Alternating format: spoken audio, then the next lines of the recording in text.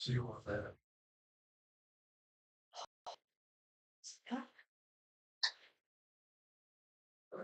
Okay.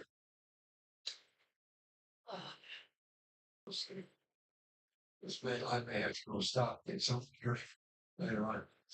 Here. Why is it dropping? Well, it's now. Welcome to Truth and Life Today with Congregation of Dot Ariel, Jewish believers in Jesus and teachers of spiritual warfare. If you'd like to speak with us tonight, call 618-924-1851. And now, here's the lovely and talented producer Deb. Welcome to the Truth in Life broadcast, where we do our best every week to bring you a biblical perspective of the things we see going on around us and the headlines around the world in the same tradition established for this program by Rabbi Moshe Lori. I am producer Deb, and you can see my friend here at the table has his computer this evening. That means we have a Bible code. Ah. And I'm Rich. Glad to meet you. Over here in the corner, this is Jim. And once again, everyone, if you have any questions or comments, feel free to give us a call at 618-924-1851. And if you've never tuned in to see us before, kind of been at this program for a while, and I did mention Rabbi Moshe. I guess this show began in Connecticut on the radio, and then it eventually migrated to TCT television, and then it eventually went to the radio station here in the area, and then to the interwebs. And we're continuing, even as Rabbi is now in heaven, we are continuing on the interwebs. Everything you'd ever want to know about Israel. Yeah, so we try to keep up with Israel because so goes Israel, so goes the rest of us, right? So that's what we're doing. And so just off the top, because sometimes we will leave it to the end, but if you want to if you want to help keep this program coming your way, if you want to keep knowing about things current in the headlines, and particularly about Israel, we are here at 1301 Enterprise Way. It's 1301 Enterprise Way, Suite 63. Marion, Illinois, 62959. And that's where you can mail any donations. Isn't that right? It is. Yeah. So just wanted to put that on the top, because in case you don't stay with this all the way to the end, although I hope you do, but that's where we are at, and they'll keep the Truth and Life broadcast coming your way. But yes, we have a Bible code. There hasn't been one for what? At least a month or two. At least a month or two, yeah. You need to get closer to your mic. Right? Yeah, at least a month or two. And this one is on Turkey. And so you'll have to lean into it, because they won't be able to hear you. Yeah. This one is on Turkey. Is any of that in your way? No. Okay. I'll move it out of the way just in case. So, okay. Now, this is the Bible Codes NZ on YouTube. If you ever want to go look it up, Bible Codes NZ, and NZ stands for New Zealand. But they have this one now, basically about Turkey. So it's saying, oops, I touched this square here, and when I do that, it stops. So let me get it going again. I don't think you're on the pad. I'm not even on the right place. There we go. So it talks about war, the war. When it has the definitive article on there, it's talking about a specific war. I'm not sure which one that is, whether it's talking about the Battle of Armageddon or the Ezekiel 38 war. And these are the horns that have scattered Judah. In other words, these are the nations. Horn always represents a nation, a kingdom, or a power. And they're coming from the east, the west, the south, and the north. And they're going to be attacking Judah and Israel. Iran is one of those nations. In a minute, you're going to see a whole bunch of nations that are going to be coming against Israel.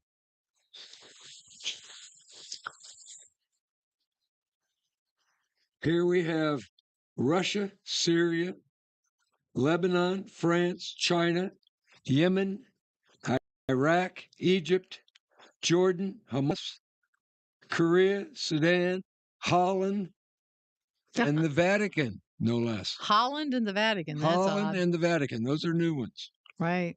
Yeah. But that's pretty much all the players for Ezekiel 38 and 39. Yep. It says, take a look at Russia and Syria. They appear as only one word here in this particular Bible code. That's over here on the far right-hand side. And you see Syria, the last or three letters of Russia are actually in, spell Syria.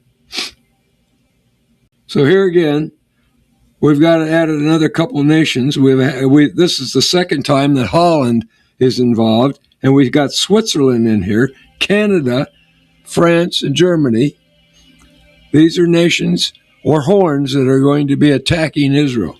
Now, isn't that the Holland with the Hague? Yes, this is Holland. With the first one just says Holland, but the next screen will say Holland and the Hague.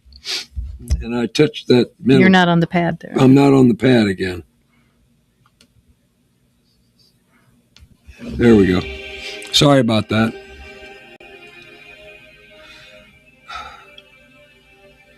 Now, Turkey, here, this one is talking about the Kremlin. And if you don't know much about what's going on in world politics, Turkey has been cozying up to Russia, buying their armaments, so forth. This is why it's very serious that the president is considering selling our F-35s to Turkey. That would be a very bad move. I think he's kind of decided against that. Yeah. As well as the fact that the problem is Turkey's a NATO nation, so they're cavorting with Russia. So Turkey and China are going to be having an alliance. And these are the nations that are going to be warring against Israel. So we're going to have a new regime in Iran? I don't know. Anyway. Doesn't look like it. Here we go now. We're talking about The Hague here. And you remember The Hague just recently put out an arrest warrant for Netanyahu. So they're against, the world court is against Israel. And now we're talking about enrichment of uranium. The last screen on here is very awesome. It's getting ready to come up. And where have we heard about enrichment of uranium? Yeah. We've been hearing about that for about 6 months, haven't we? Mm-hmm. And here it is here. Ebola. Now, if you don't know what's going on in Africa right now, I think they've had thousands of people die from Ebola over there, and it's getting out of hand. It's a new strain of Ebola. They have no vaccine for it. Trump has already issued an order not allowing anybody into the United States that has come from that country. And they are watching very carefully our borders to try to keep this particular disease out, because it's got like a very high death rate on it. I think it's like 50-60%, somewhere in that vicinity. Anyway, it's very, very, very bad. And if we refer to the book of Revelation, one of the in the chapter 8 of Revelation, one of the bad things that's going to occur is there's going to be a tremendous plague that's going to kill off like about a third or a quarter of the Earth's population. And Ebola could do that very easily. Plagues and pestilences, huh? Plagues and pestilences. Yes. So that's the end of it. That's the last one. Well, I won't be getting to it immediately, but we've been hearing lately about the fact that they had to put President Trump in a catering truck and take him and put him into a different airplane. And I can't remember where I saw. I think it was one of the Israel sites.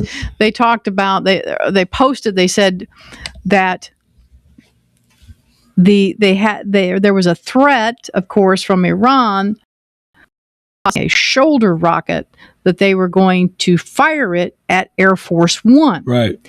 And they said Israel is the one that informed them of that. Yeah. But they said Turkey knew all about it, but did nothing. Yeah. And they knew exactly what his coordinates were. Right. They knew exactly where he was. But Turkey remained silent about it. Right. So, we had nothing to do with that. My dear friend Donald Trump. Yeah. Yeah. So My dear friend. it took Israel to step in and say something about that. Right. And so this is what's going on with Turkey. And we've of course Erdogan has made it very clear that he wants to become the leader of the Middle East. He wants to become the next, Saddam Hussein of the Bin Laden of the Middle East. He wants to reestablish the Ottoman Empire. Yes, he does. I'm such a fraud. I've got a French accent. Right. and he wants to take over the Temple Mount, and all of that sort of thing. So there's nothing good about the situation with Turkey, and they really should be thrown out of NATO. If you take a look at Ezekiel 38, it says a nation directly north of Israel. Well, there's two nations directly north of Israel. One of them is Turkey, and the other one is Russia. Right. And many of your Bible prophecy teachers have been saying for decades that Russia is the one that's going to invade. It may be both of them. Yeah.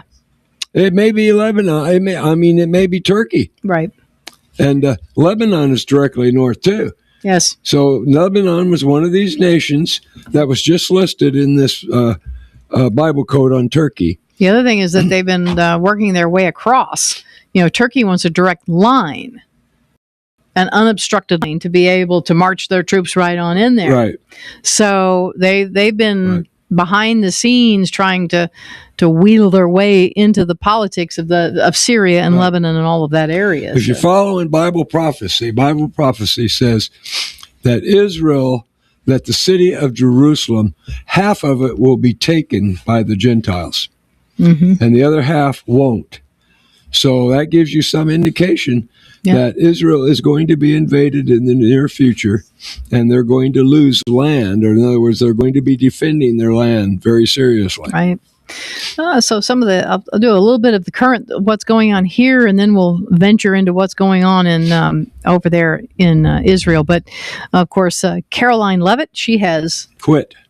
And I'm not sure what will, when she leaves and she compares like her own children to Donald Trump. I don't know which which will have been harder for her to handle, these toddlers or the toddler of Trump, because he was best. She's probably been the best. Yeah. What do you call public relations person that we've ever had in the press White secretary. House. She had to be, but you just you cannot be.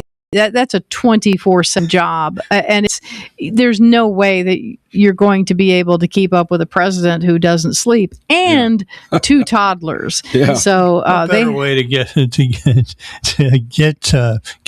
in the mood or the mode of being a mother than to be the press secretary. Like I said, That's Trump is funny.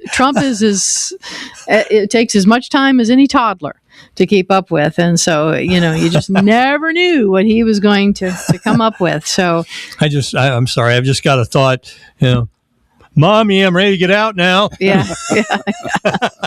It's just so it's all the best to her. I think he's going to have to pick somebody that doesn't have a young family and those sorts of obligations. That he needs somebody to come along that can they can dedicate their. The rumor is that Alina Habba, who was his attorney when he was filing all these lawsuits against the Democrat Party and so forth, when they were trying to put him in prison, she is the next in line. Yeah, or at least she's looked upon very favorably as taking that position. Yeah, so we will see that's just something to keep an eye on. But and I don't know when her last day is, Caroline Levitt's last day, but I don't know. End of the month. At the end of the month. So she's and then she will, probably have a load off of her shoulder. Even Sarah Huckabee Sanders, she was good too. She was good, but she had to turn it over because of her children as well. She, had to go back and, they were at an age where they needed their mom. And so it's just, that's the way it is. Well, you think Kayleigh McEnany would come back? I doubt it. She's got a young one. Oh, does she? She just had, she had one. Not long ago. Yeah. So she's, like I said, he needs somebody who's kind of past that time in their life. I thought past she was. their, if they've got maybe some teenagers on up, that they can, not have to, be there at the absolute formative years of their child. He needs, I know he likes young around him, but he kind of needs to. I think we need a comedian in that job. Yeah. Well, I mean, Tyrus has always wanted that job. Yeah. He what it is. If you've ever seen Tyrus, he could handle. He could handle it. All Wonder six. if Dennis Miller would come out of retirement. Yeah. He'd be good at that job. Yeah. Or hey, put Bill Maher in there. Yeah. No, it's he would be going against Trump all the time. No, they need somebody in there that can really. Everybody still talks about Tony Snow, and I think he was an excellent press secretary. And I'd almost forgotten about Tony Snow. yeah, he was in there, so he gets mentioned every once in a while. But somebody kind of like that maybe could be. I don't know. It seems that President Trump pulls people from Fox News. So who at Fox News could they pull in there? A federal judge dismisses Trump administration's lawsuit alleging Harvard violated Jewish Israeli students' rights. Unfortunately, it says here a federal judge dismissed the U.S. Department of Justice's lawsuit against Harvard University on Thursday, ruling that the government has not shown an ongoing violation of the Title VI of the 1964 Civil Rights Act involving Jewish and Israeli students. I don't know how that's possible. I don't either. Richard Stearns, a judge in the U.S. District Court for the District of Massachusetts, said the lawsuit filed in March relied primarily on incidents from the 2023-2024 academic year. Only 3 of the incidents cited occurred afterwards. In March of 2025, he wrote, without diminishing any concern arising from these occurrences, the court finds them singly and collectively to be too isolated and episodic to support a plausible inference that any institutionalized noncompliance with Title VI persists at Harvard to this day. Well, I guess we need to go on, we need to have somebody go on campus with a microphone and start interviewing some of the Jewish students and see how that's going. Yeah. Shabbos Kesterbaum, a PragerU commentator and former Harvard student who sued the university over alleged anti-Semitism and later reached a settlement, told JNS, which is the Jewish News Syndicate, that Stearns previously ruled in our case failed its Jewish students. So this dismissal represents a technicality, and I look forward to the Trump administration either appealing or embarking on appropriate administrative process, Kesterbaum said. So, and so they have more people commenting on that, but that's the current state of things with Harvard. And then this I thought was interesting as well. This is from the Jewish News Syndicate. Stav, or Stab, the name is spelled S-T-A-V, Stav Cohen, 30, an Israeli attorney and special forces reservist, has spent more than 12 years fighting terrorists. He now plans to deploy his combat skills against another threat to the Jewish state, this one found on American college campuses. A loaded M16 is to prevent the next attack tonight, but it's necessary to talk to college students before they become the next Mamdani or the next Congress leaders. the grandchild of Holocaust survivors, told JNS. Cohen is co-founder of the Israeli nonprofit Frontline Advocates, which trains Israeli veterans and others to defend the Jewish state, and which is about to lead a 7-member delegation to New York from August 23rd to August 30th. For me, this is the only way to build a better future, he told JNS, to stop the bloodshed. Cohen said Itay Sagi, I guess, 27, planned to, he and this person named Itay Sagi planned to lead the delegation, which is slated to spend the weekend holding public debates and filming social media posts near New York University, Columbia University, Fordham University, Fashion Institute of Technology, City College, and Stony Brook, Southampton, per a preliminary schedule that the Jewish News Syndicate viewed. The group is also scheduled to participate in Jewish communal and church events in the Hamptons. That's an expensive place. And it plans to return to Israel on August 30th. Most members of the delegation are young Israelis in their 20s. So they're going to get a Charlie Kirk aged group from Israel to go to these college campuses. I wonder how that'll be received. I wonder. Yes. Cohen told JNS that the nonprofit isn't funded by the Israeli Foreign Ministry, although the latter supports it in other ways, including providing it with facilities and instructors for a 6-week speaker training program in Israel. And so he says after October 7th, Cohen realized that the stories his grandfather told him about Auschwitz were repeating themselves, and that the fighting terrorists one by one, as he does as a special forces reservist, was not enough to confront the broader threat, he told JNS. My job is to sneak into the most horrible places where terrorism cells are breathing, get the bad guys, and scram out, he said. Most of the time it gets messy, and a lot of shooting happens. After many experiences that he calls near death and injuries, if God, fate, or the world, whoever that is, decided that I still have a job to play, a role to play here, then this is the bridge to build bridges between Jews and Muslims and Christians and stop this craziness, he said. Because good people are dying. Cohen told JNS that the group brings private security to its events. So that maybe answers one question there. And often holds public appearances outside campus buildings because indoor events have presented security problems in the past. I was once giving a lecture at John Jay College, and 150 masked protesters, masked as in wrapped keffiyehs around their faces, tried to break in, he said. They physically attacked police officers. They managed to break in, he said. They were stopped literally in the hallway before they got us to the class, and then I had to sneak out through the back door. 2 police cars escorted me back to the hotel, Cohen told JNS. Cohen is nervous about bringing the group to New York City amid concerns about anti-Semitic violence in the city. I'm seeing what's going on in New York, he told JNS. I'm getting death threats on a daily basis, and they're tracking us down, and they know that we're coming. I fear for my speakers' lives, he said. I'm not afraid of anyone, Sagi told JNS, the other gentleman going, of going to the Big Apple. I'm mostly afraid for my speakers, but I'm sure they're going to be fine. After being critically wounded in combat shortly after October 7th, Sagi grew determined to make the loss of friends worth it, as he put it. We need this place to be somehow worth their loss, he told JNS. It will never be. It's a void. The Hebrew word for death is tied to the notion of a void that you can never fill, according to Sagi. But we need to try. We need to shed light on it, he told JNS. That's what I'm trying to do. And Patiev, 23, was a 20-year-old commander in the Golani Brigade when Hamas terrorists stormed across the Gaza border October 7th, leaving him critically wounded.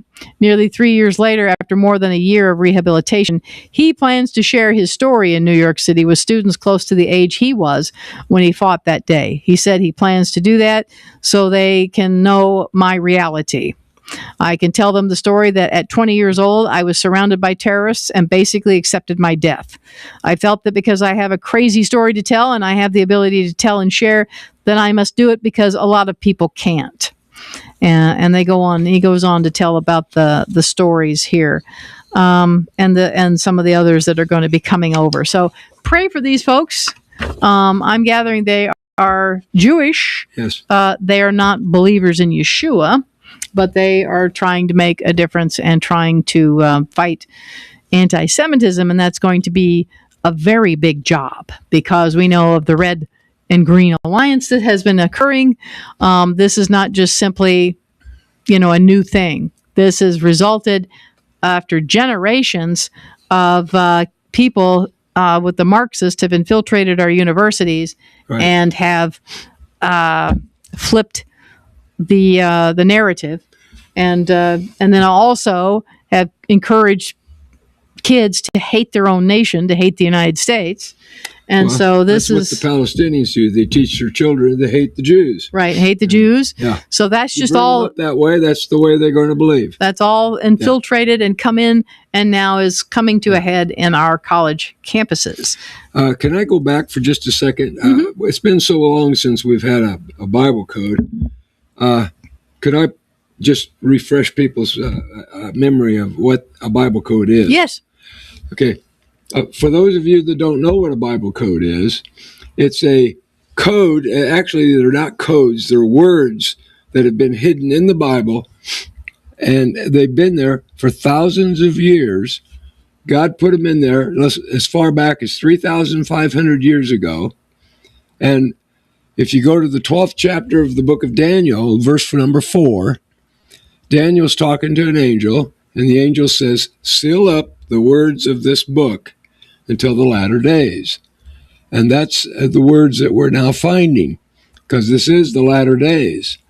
So what actually needed these is so complex is that they needed computers to be able to find these words that are in there.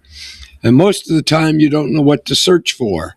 How do you know what to look for and what has been coded in there, so to speak? Well, Turkey has been in the news recently, and so that's why they did a search on Turkey. And what they came up with, what you just showed you, is an unbelievable amount of information all about Turkey. And I've been saying on this program for 2 years now that Turkey is a major player in this in this end time scenario. Right. And certain things that have switched for me is the basically kind of switching the emphasis totally off. I mean, the total emphasis on Russia, kind of bringing it over and considering these others, other nations. And the other thing, of course, was and the big switch for me was understanding that this one world European Union was not really the answer to the 10 toes of iron and clay. And now that we have the Trump administration really trying to do its Abraham Accord type thing, but they have come up with the Board of Peace, and it's a mixture now. It makes more sense because the clay nations are thought of as the oil nations, and the iron is thought of as the European nations. So now when we see that it's kind of mixing up, it's not the European Union necessarily. Some are weak, some are strong. Yeah, some are weak and some are strong. So that's what we're beginning to see, a realignment in that as well. So if you want to go see other Bible codes, go to YouTube and type in 2 words, Bible codes, N.Z., which stands for New Zealand. And when you click on that, or enter, you'll find that 2 little green islands will pop up. Click on those green islands, that's New Zealand, and you'll see those Bible codes. If you click on videos, it'll put them all in chronological order, and you'll see the latest one, which was we just showed you, will be the first one on your left. And you can go down through there and see all kinds of Bible codes that they've put out for the last 7 years. Yes. I didn't know how long. 7? 7 years they've been doing this. And one of the most interesting ones was the one they did on Epstein, Jeffrey Epstein. And the Bible codes say that Jeffrey Epstein was strangled to death for political reasons. Well, who has trouble believing that one? So that's the general information I wanted to give you about Bible codes. You can go look at these yourself by going to YouTube and typing in Bible codes NZ. So Yeah, that's why we bring him to you and we talk about him, because And Richard doesn't get paid to do this, folks. Nope. He is not getting paid by Bible codes. That's right. I am not an advocate. He's not a Bible code peddler. I'm not a peddler. That's No. exactly right. we don't even know who this person. We don't even know who's doing it. It's just somebody from New Zealand. Yeah. So We just know they're good.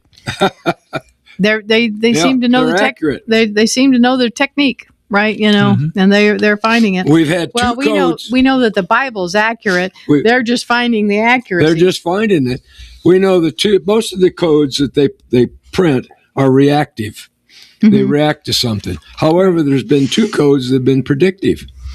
4 years ago, there was a code on Ukraine. And when everybody in the world was saying that Russia was going to come in and take control and win the war with Ukraine in 3 days, that was the word that was going around in all the news media. The Bible code says it's going to be a siege, and it's going to last at least 3 years. And guess what? We're in the 4th year right now. Wow. Of that particular war. Yep. And the other predictive one they made was a year before the 2024 elections, the Bible codes predicted that Trump would win in 2024. Yep. He also predicted that Obama was the Antichrist. Well, God doesn't like a Mr. Obama, to say the least. Well, and we say it says it doesn't say anywhere in the Bible codes Obama is the Antichrist. No. It says it has his name, and then Antichrist pops up along with it. Yeah. So it's an inference, but it doesn't necessarily mean that Barack Obama is the Antichrist. Right. I don't believe he is. I don't think we know exactly who the and I have said, everybody, I keep encouraging everyone. We use the term Antichrist. Right. So that makes you think, somebody who's anti-Yeshua. Right. No, the term is a false Messiah. Right. Okay? Now, they, of course, called Obama, the Messiah kind of thing. Yeah. But we know that, let's get our thinking around here a little bit. The Antichrist, this false Messiah, I think he to the world is going to look a whole lot like Yeshua. Yeah. I believe they're going to be drawn in by somebody who is extremely charismatic and comes across quite Christ-like. Right. I don't believe that this person in the beginning is going to repel anyone. So we kind of get, our minds kind of like thinking about like an evil, devilish looking person coming in and taking over. And I don't think it's going to happen that way. Well, the Bible says it'll be a wolf in sheep's clothing. Right. So it's going to be somebody that's going to be exceptionally charming. And I don't really think that many people are necessarily charmed by Obama anymore. Right? I mean, it's not like really. He's not. So we don't exactly know yet about this person that will come along that will be able to bring all of these sides together. This is somebody that the Jews will eventually allow into their temple. Right. That I guess that they think he is their Messiah. I don't know. Right? So it's very blurry now. Was it Paul's that said we see through the glass darkly? Right. We don't understand it all yet, but sometimes we have to back up and say, right now, I don't think anybody's going to think that Barack Obama is a Messiah that can walk into a temple. Right. I just don't. I don't think, but it's got to be so. I don't think any Jews over in Israel in particular. And that's the other thing. This is happening around the little nation of Israel. This is nothing to do with the United States. The Bible does not focus on the United States. We are not the center of anything. Okay. The Bible focuses on Israel. Right. And focuses on the world dealing with that tiny nation. That's why we go through this Right. and talk about that little tiny nation because we are biblically driven in our approach to this. And so people in the United States kind of get their mind to like they're the center of the world. No, you're not. You're not the center of the Bible. You're not the center of the world. That what we're dealing with here is what God is concentrating on. Right. And so we kind of have to get our position here at our 30,000 feet over the whole thing and take a look. But yeah, well, Barack Obama, I don't think anybody would mistake him for a messianic figure at this point. But he could be a behind the scenes facilitator of this person that will eventually rise to the top. In fact, the Bible codes state very clearly that Obama is working with Iran against Israel. Yeah. And he has all along been working against Israel. Right. Very methodically, behind the scenes, a little at a time. Right. That's why all of this stuff going on here with this Democratic socialist group, what it's served to do is force these people out into the open.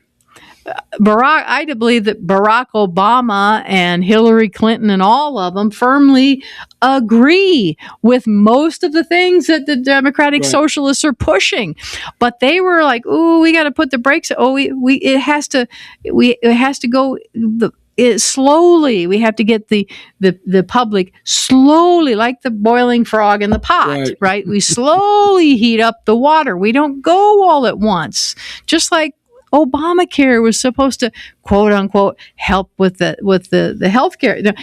It was designed to destroy our healthcare system. Obamacare wasn't there to do anything. They couldn't even roll out the website. Right. They couldn't even get that right.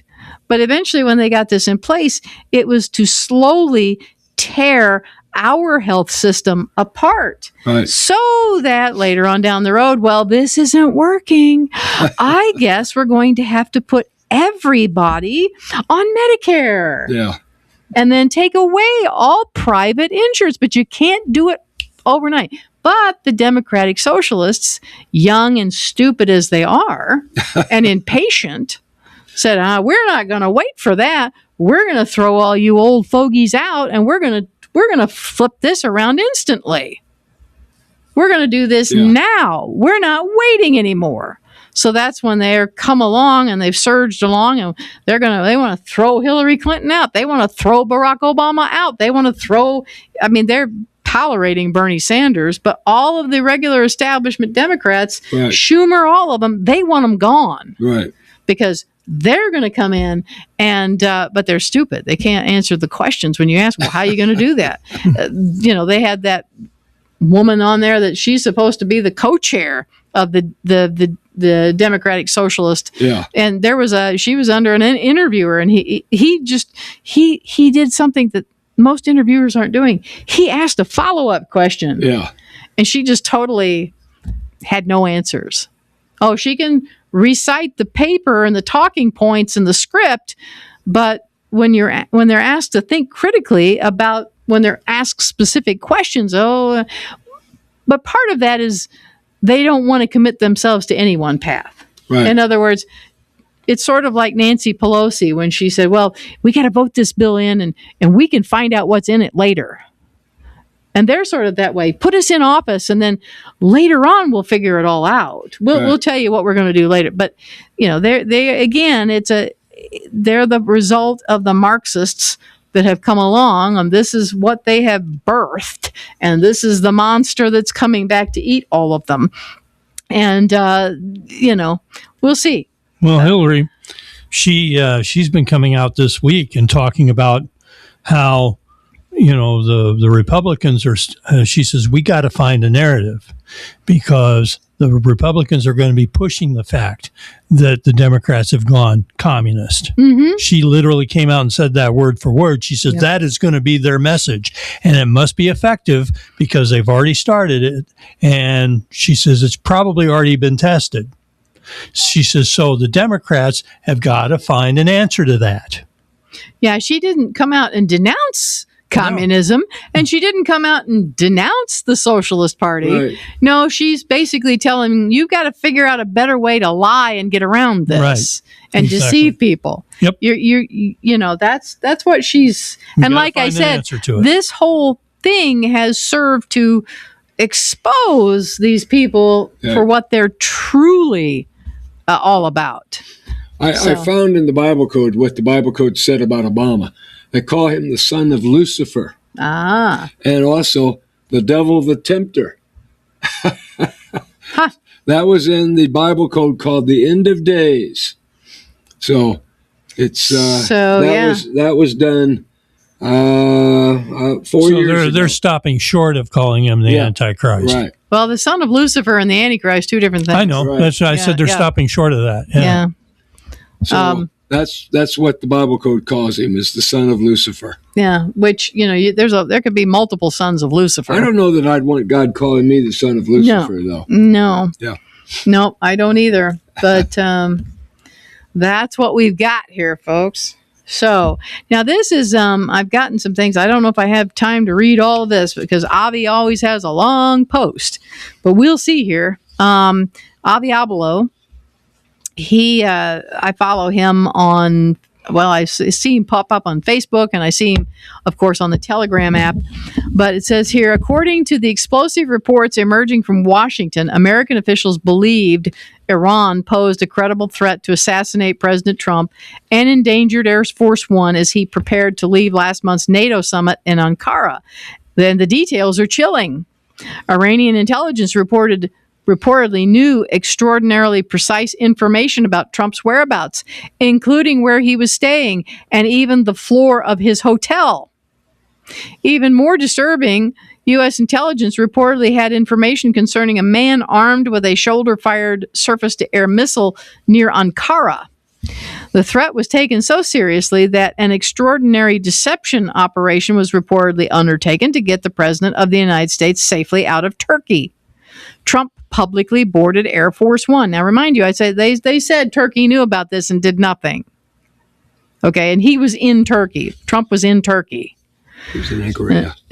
Ankara. I don't know how I thought it was Ankara. Ankara? Well, yeah, but whatever its pronunciation is, that's where he was. It's spelled the same either way. Yeah, that's right. And it says Trump. And they got great jelly there, made out of apricots. They make the best apricot jelly in the world and jam in the world. It's absolutely fantastic. Yeah. So the apricots that come from Ankara, Turkey, are fantastic.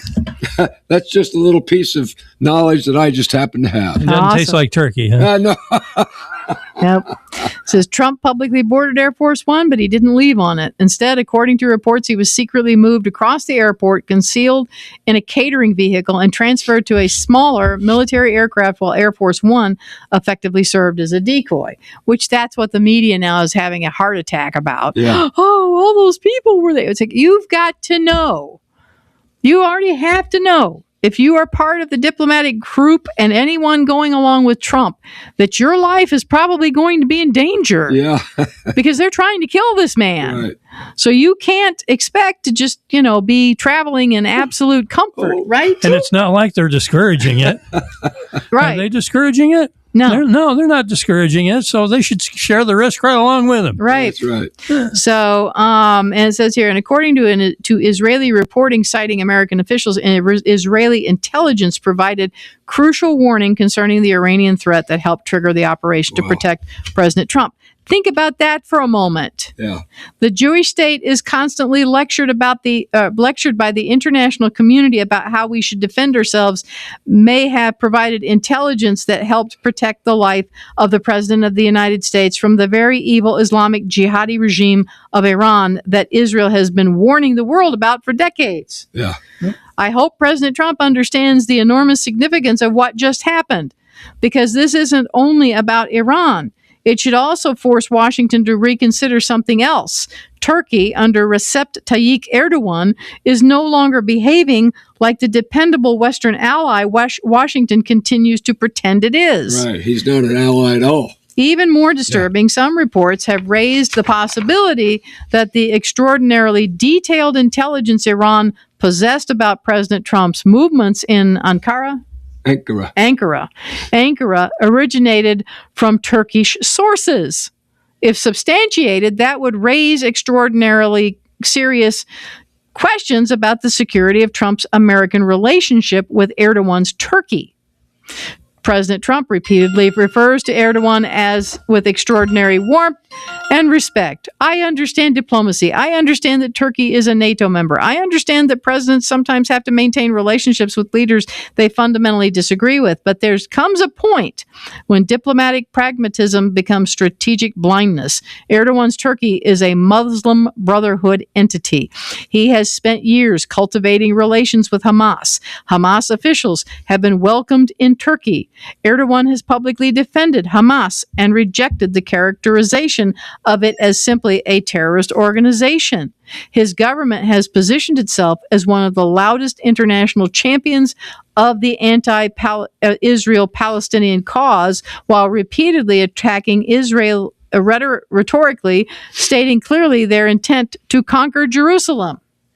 Iran's Shiite Jihad Islamic regime and the Sunni Muslim Brotherhood jihadist are two different movements with the same goal: to conquer and persecute all non-Muslims all over the world, including Israel and America. America cannot afford to ignore that reality simply because Erdogan smiles for the camera, belongs to NATO, and knows how to flatter President Trump. For decades, Israel has been telling the Western world the jihadi Muslims aren't coming only for us. Israel is simply on the front line. Iran doesn't chant only death to Israel, it chants death to America. That isn't Israeli propaganda. Those are their words. We're the big Satan. Yes. Israel's the little Satan.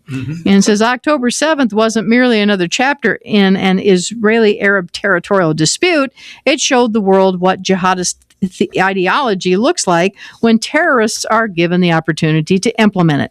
And now, according to these reports, Iranian intelligence was allegedly tracking the President of the United States with frightening precision, while an apparent surface-to-air missile threat was being investigated nearby. Suddenly, this isn't theoretical. Suddenly, the target wasn't an Israeli prime minister. It wasn't an IDF commander. It wasn't an Israeli family living near Gaza. It was President Donald Trump. And who reportedly helped warn warn America against Iran? Israel. That should matter. Not because America owes Israel obedience. That isn't how alliances work. It matters because this episode demonstrates something far more fundamental. American and Israeli security interests overlap because we are confronting many of the same enemies. Israel's intelligence services spend every day penetrating terrorist organizations and hostile regimes that threaten not only Israelis, but Americans and other Westerners.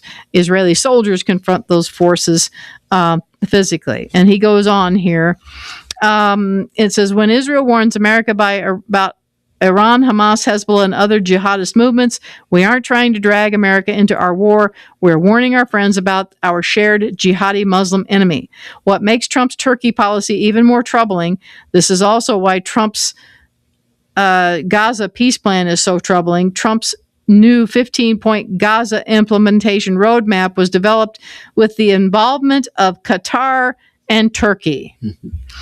Stop and think about that. Israel fought Hamas for years, and their families were slaughtered by Hamas. You know, all the things that he's reiterating, all that happened on October 7th. Would President Trump entrust America's security to countries maintaining intimate relationships with America's enemies? Of course not, and neither should Israel. And of course, he goes on talking about all these things. President Trump should look carefully at the people around him and ask who actually stands with America, and he has all the questions there. Israel doesn't need America to fight Israel's war. Let Israel dismantle the jihadist infrastructure in Gaza. Let Israel finish the job and dismantle Hamas. Let Israel be the victor that keeps the spoils and remain in Gaza forever, as no other power will prevent the rearming of the jihadists in Gaza. Let Israel destroy Hezbollah. He goes into specifics here. Let Israel plan prevent Iran from building the terrorist armies it constructed around us. Stop empowering Qatar and Turkey to determine Gaza's future.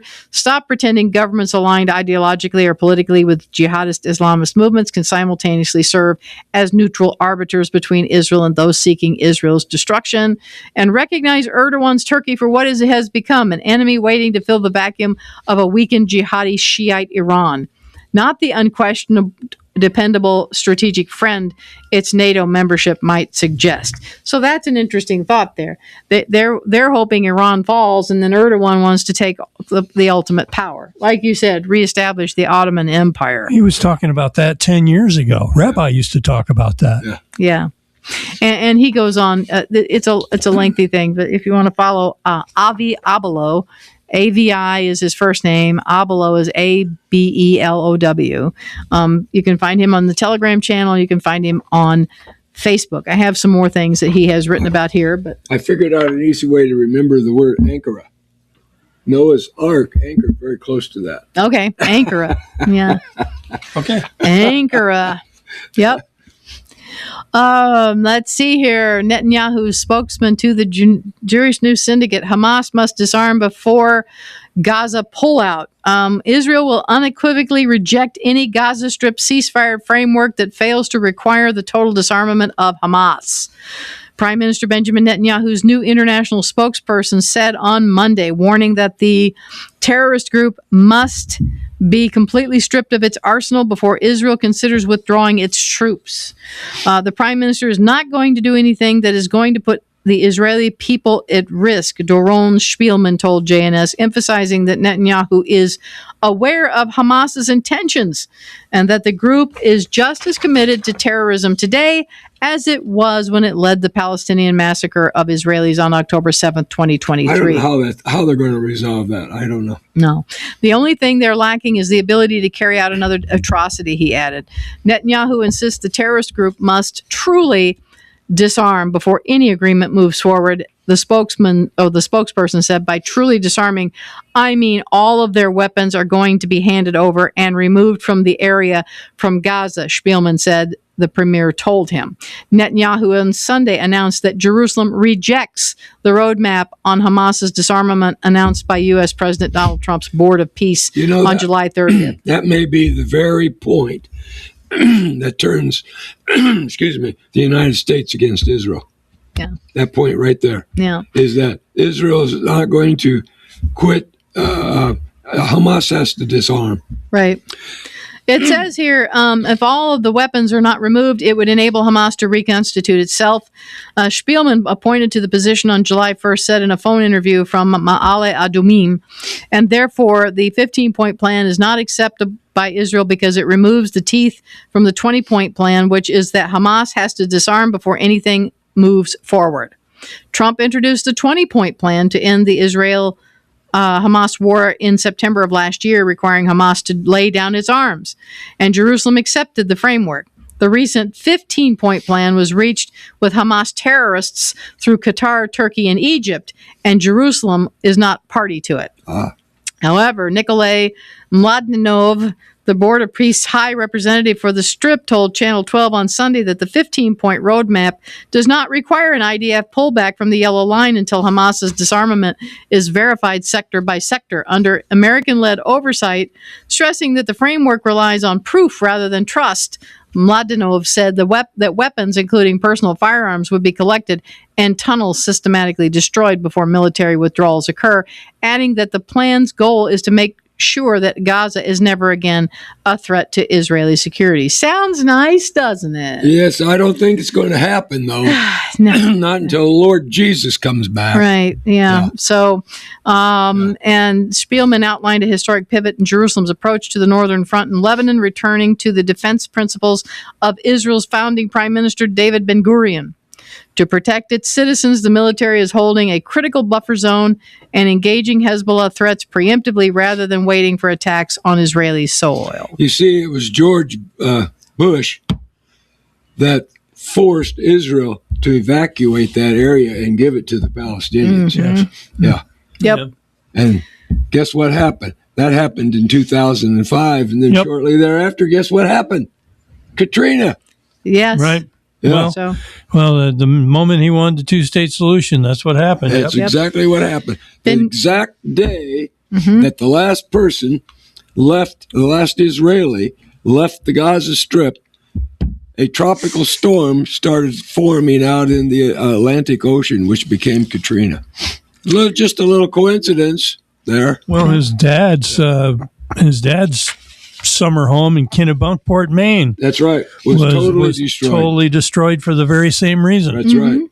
That's right. Ben Gurion specifically said that Israel should not be fighting wars in its own territory. It should be fighting wars in the enemy's territory.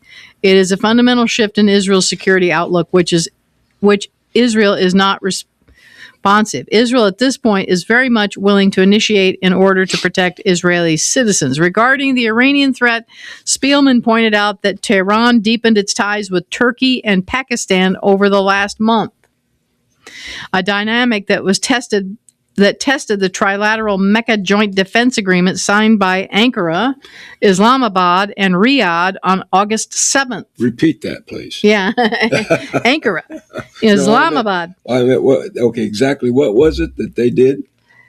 They had a trilateral Mecca Joint Defense Agreement signed by Ankara, Islamabad, and Riyadh on August the 7th. Okay. He noted that after Yemen's Iranian-backed Houthis fired missiles at Saudi Arabia over the weekend, the regime in Tehran would see any lack of a military response from Riyadh as a sign of weakness. And they actually sent jets in. By contrast, Spielman said the Jewish state maintains its security through overwhelming deterrence and a clear willingness to act against the Islamic Republic. There's only one country that Iran's not shooting against, which is Israel, he said. Why aren't they shooting against Israel? Because they know, as the Prime Minister said, we will deal them a blow that they will never forget. Yep.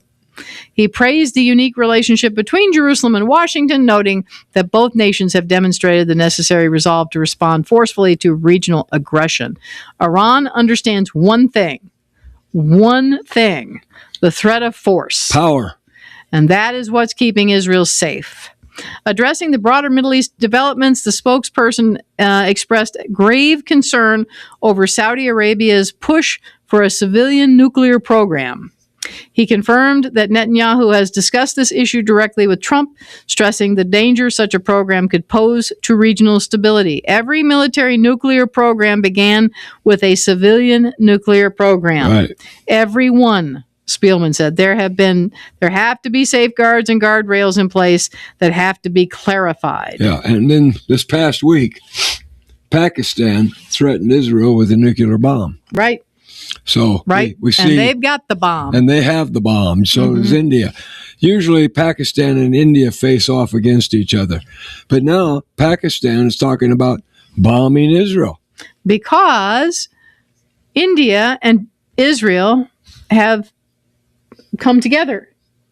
So I am assuming that because India and I can't remember what all they've signed, but India has, remember the head of India went and was greeted and treated warmly in Israel. Right. So Pakistan now says, okay, we're going to attack Israel because Pakistan and India are enemies. Enemies, right. So I believe that's where that's coming from, because it seemed that out of the blue, it's like, what are they talking about? Okay. Yeah, I refer, India and Pakistan are at war. Well, recently they've had all that stuff going on between India and Israel. So Pakistan's like, okay, you're now our enemy. Well, there have been clashes all along that border. Yeah. I remember this has been about 10 years ago. The Chinese and the Indians got into a skirmish on top of a mountain. Right. And lots of Chinese were being thrown off the top of the mountain. Yeah. I mean, a rabbi was talking about that too. He says, you don't want to mess with the Indians. Yeah. So, Spielman delivered a sharp rebuke of Ankara, condemning Turkish President Recep Tayyip Erdogan's duplicitous foreign policy and regional expansionism. He noted that Turkey has taken over an enormous swath of territory in Syria and continues to occupy more than a third of Cyprus. Who has? Turkey. I told you, I kept saying they want a path. Yeah. And they're coming through Lebanon and Syria. They want to control from Turkey straight on through all of that. Okay. all the way through. And they refused to give up Cyprus while concurrently deepening its alliance with the Iranian regime. They support terrorism. They fund terrorism. They fund extremism, Spielman said. You can't be duplicitous and on one hand turn to the West and say you're a member of NATO, and on the other hand turn to Iran and continue supporting terror. Right. I would leave the question at NATO's doorstep. As I said earlier in the program, NATO needs to throw Turkey out, Right. but they're not going to do it. Despite the ongoing multi-front war and hostility from nations such as Pakistan, Spielman said there are serious prospects for expanding the Abraham Accords. He emphasized that existing normalization agreements have endured what he called the most trying time the Middle East has faced, perhaps ever. It shows that these are not just on paper. These are real agreements and have practical implications, security implications, intelligence implications, Spielman said. It's a very positive thing. We look forward to expanding it. So, yes, Turkey is funneling its way through. They wanted to get in there with Syria. That guy that's a terrorist that they put in, put a business suit on him and put in Syria. Yeah. I'm guessing that Turkey has some sort of complete control over him. And as far as Turkey goes, Donald Trump is instituting the Godfather principle.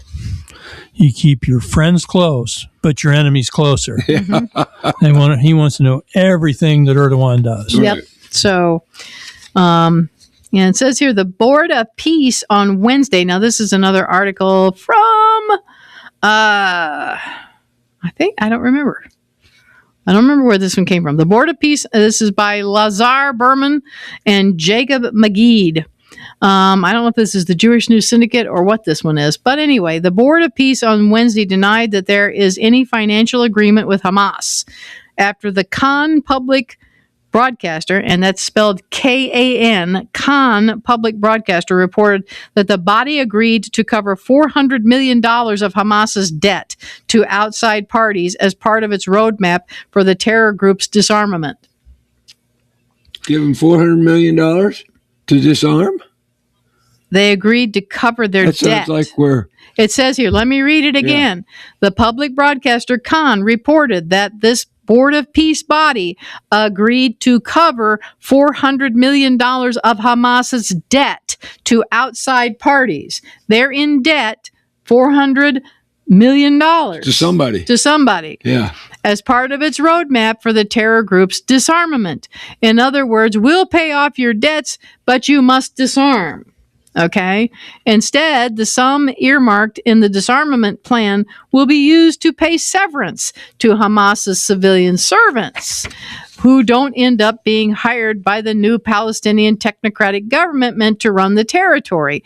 An Arab diplomat from one of the mediating countries told the Times of Israel on Wednesday. So there's somebody who was saying, instead of the money paying off debts, they're actually going to pay off these warriors, yeah. And that's the problem that they've been having, because they say that they don't want Hamas hired into these new Palestinian technocratic government positions. Right. But they said there's been no guarantee that won't happen. Right. Right. This is a hedge fund scheme. Right. They're going to give it to the soldiers, and then the soldiers give it back to Hamas. Yeah. Right. The claims is there is a financial agreement between the Board of Peace and Hamas are false, they say. Board of Peace Gaza envoy Nikolai Medlinov wrote in Hebrew on X Wednesday. No such proposal was discussed, negotiated, or considered, and it will not be on the table in the future either. Well, probably because it was found out. Anyway, Hamas will have no role in the governance of Gaza and will have no access to funds, he continued. Right. The issue gained attention on Tuesday when Khan reported that Hamas was assured by mediators that $400 million of its debt would be covered by the Board of Peace if it agreed to the disarmament plan. Prime Minister Benjamin Netanyahu publicly rejected the Board of Peace's disarmament plan on Sunday when he said Israeli troops would not withdraw from the enclave until Hamas is genuinely disarmed. Despite Wow. the public rejection, a Board of Peace official told Reuters on Monday that the disarmament plan was still on the table and that discussions with Israel were continuing. Well, they've been disarming for a year now. Yeah. They don't have it done yet. In fact, I think didn't Israel just recently find another tunnel? I think so, probably. Yeah, but I think they just found another tunnel full of weapons. Okay, let's back up here. What should have happened is that every person from Hamas should be rounded up and put in front of a firing squad. And because of what they did on October 7th. Right. They massacred people just like they did the Nazis. They need to be rounded up, tried, and executed. Right. That's what should happen. There shouldn't be any of all of this business going on, Right. but it is, because these people are Nazis, Right. current modern day Nazis, but they're placating them. Right. They should be rounded up, and either, if they're still going to fight, then shoot them and kill them. And then everything cleared out. And, I wonder what the Vatican has to do with all this, because the Vatican's right in the middle of this brand new code that just came out. Yeah.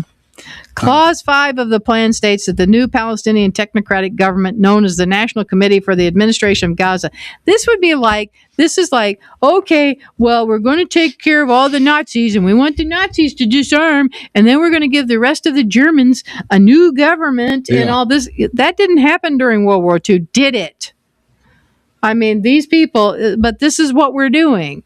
So anyway, they have this National Committee for the Administration of Gaza, the NCAG, shall seek to assess the legitimate commitments to suppliers, contractors, and other parties, up to a total amount of no more than $400 million to address them.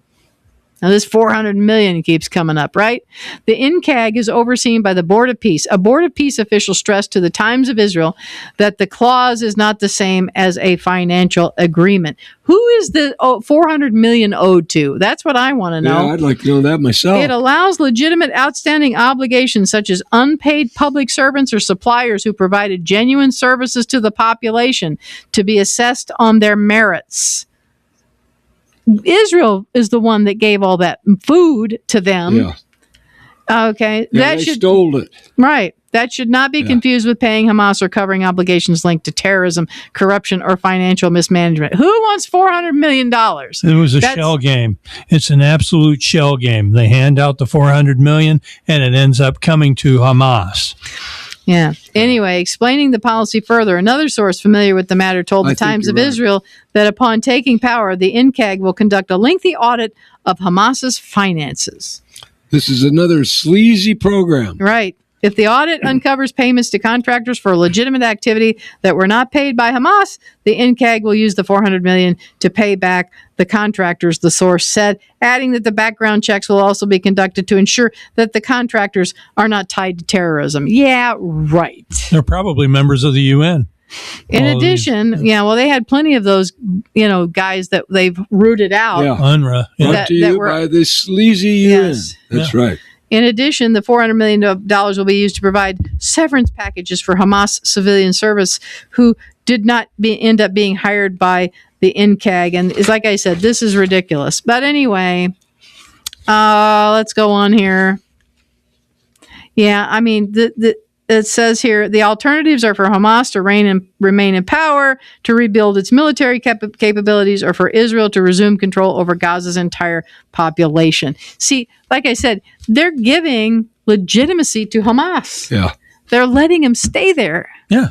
And like I said, this would be like allowing, the SS to stay in Germany. To stay in Germany. Yeah.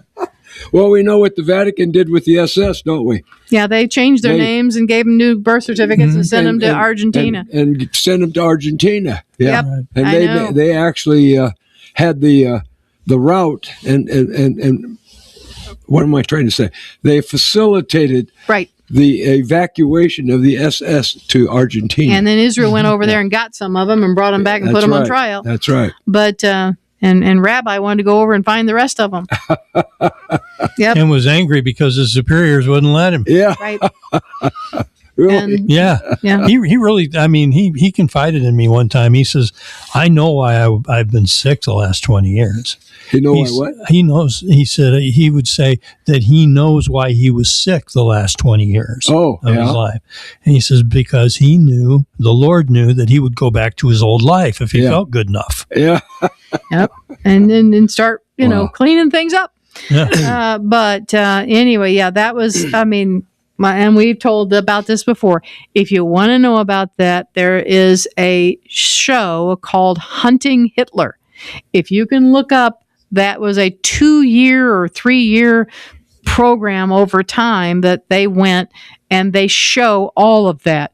Everything that was in Argentina, Right. all of that. Right. They go through behind the scenes. But they weren't just in Argentina. They were in Europe. They went through Germany. There are places in Germany that they risked their lives to get through that are still under. We still don't know who is there and in that land and those places, and nobody wants to talk about it. So there's still there's still, that is still there. Let's put it that way. It's still there, and there are still people that know about people and know about stuff, and probably that should still be brought to justice and certain things. But yeah, there's land under holdings and mansions and things off into the they actually at one point, one guy went on a dive and he dove underwater to get over to try to get pictures of some of this area of things, just to document it. So again, it's a very interesting series. It's called Hunting Hitler. Look it up, and I don't know if it's available. I don't know if you can buy it on a DVD. I don't know if you can look it up on YouTube and YouTube and watch a lot of it. It's fascinating stuff. And if you want to know about our old rabbi, if you're sitting there and you're like, who's this rabbi they keep talking about? His name is Rabbi Moshe Lori, and he was on a program called It's Supernatural with Sid Roth. Mm-hmm. And he talks about how he was with Mossad, was in Marines Special Forces, and he was also he was also healed by the Lord several times. Mm-hmm. So if you want to hear more about Moshe Lori, just go out to say, and you can actually type in Sid Roth, Rabbi Moshe Lori is Supernatural, and it will come up right there. Wow. So okay, they're talking well, we have areas in the United States right now. They're like no man land. You're not supposed to go into that area. Right. And that's the same thing in all these regions that they found. You can't go in there. There was stuff that they did go into that you could tell. It's like the Western European, European stuff was built in places that was not normal for the regions for it to be built in. Yeah. A lot of it has, decayed, but it was there and in jungles and in places. And it's like, what is this doing here? Well, that's where, they were bringing them. It was part of the Nazi filtrating, getting them to where they could go through. But they still like to live in their creature comforts. So they would build these things. There is razor wire, just like the concentration camps down in South America. It's all, it's the same construction. It's the same stuff. You'd swear you were in a Nazi concentration camp going along. It's like, where did this come from? I have a very interesting story to tell about the assassination of Martin Luther King. And I was in the Army National Guard at that time, the Illinois National Guard. And my uncle was in charge of the transportation department for all the state of Illinois. He was a colonel. And he was in Chicago, which they were trying to burn down Chicago at that time. Yeah. Mm-hmm. And he told me that what they had to do was when they went into these areas, they were being sniped at. But he said the way they solved that problem was that they took Jeeps, they put men in there with rifles that were loaded, and they ran those Jeeps through there about every 3 or 4 minutes. They had a chain of Jeeps that just kept running through there, and they would go back and forth through this area. And he said they let them know that they were in charge, and that if you fired on them, you were going to be dead. Right. So that's the way they solved that problem. That is. I didn't think it was that serious, but it was. Yep. Oh, yeah, it was very serious. Yeah. Right. Yeah. So back to this thing. Now this is Avi Abelos, and we're talking about this Gaza thing. And this is what he has to say about this. According to an Israeli media report, since Trump's Gaza deal required Israel to halt offensive operations against Hamas, Hamas terrorists have repeatedly crossed the yellow line into Israeli-controlled territory in Gaza, apparently testing Israel's response. In one particularly alarming incident, terrorists reportedly approached IDF engineering equipment, stole military equipment, and then crossed back to the other side. Israeli soldiers identified them and requested permission to open fire, but that permission was reportedly denied. Wow. Think about that. After October 7th and everything our soldiers and families have sacrificed, after Hamas slaughtered, kidnapped, raped, and burned its way into Israeli communities, Hamas terrorists can cross a supposedly protected line, approach Israeli military positions, steal equipment, and apparently test our responses, and our soldiers are left waiting for permission to shoot because of a misguided diplomatic policy from our dear friend, or best friend, in the White House. A senior security source quoted in the report warned that Hamas is testing us exactly like before October 7th. Yeah. Have we learned nothing? The Prime Minister and Defense Minister's office subsequently said that withholding permission to fire was contrary to its instructions, and the IDF should fire if this should happen again. But the incident exposes the larger danger Israel now faces as international pressure pushes us back toward a reality in which our soldiers increasingly have to worry about ceasefire mechanisms, international agreements, and diplomatic consequences, while Hamas probes for weaknesses, planning for future attacks. And now comes President Trump's new 15-point Gaza roadmap. I greatly appreciate President Trump and everything he has done for Israel. We have never had a more supportive president in the White House, and he did get our hostages released. But friendship does not mean silence when a Gaza policy ignores reality that endangers Israeli lives. And this new plan is dangerous. This is not the 20-point plan Israel agreed to. Even though I was against it, Netanyahu agreed to President Trump's original 20-point comprehensive plan. At least that plan established the principle that Gaza would be demilitarized. Hamas would no longer govern Gaza. Terrorist infrastructure would be destroyed, and there was no path to a Palestinian state under the Palestinian Authority. And Hamas's military capabilities would be totally eliminated. When did this happen? The 20-point plan? No, that the Israelis were told they couldn't fire. Does it say in here at all when this happened? No, he doesn't have a date on it, but it was recent. Recent? Yes. Okay. There was an incident. You'd have to look up and find out when they crossed the yellow line, but they recently crossed that Right. yellow line and came in and did that. So anyway, I don't exactly know when, but I'd have to look it up. But he goes, now comes a new 15-point Let me make a statement here about that. That could be the reason why Trump is running into problems with Iran right now. Is because he's not protecting Israel. Right. And I don't know. God is going to respond to that. IDF, I don't know who IDF's calling to ask for permission. Right.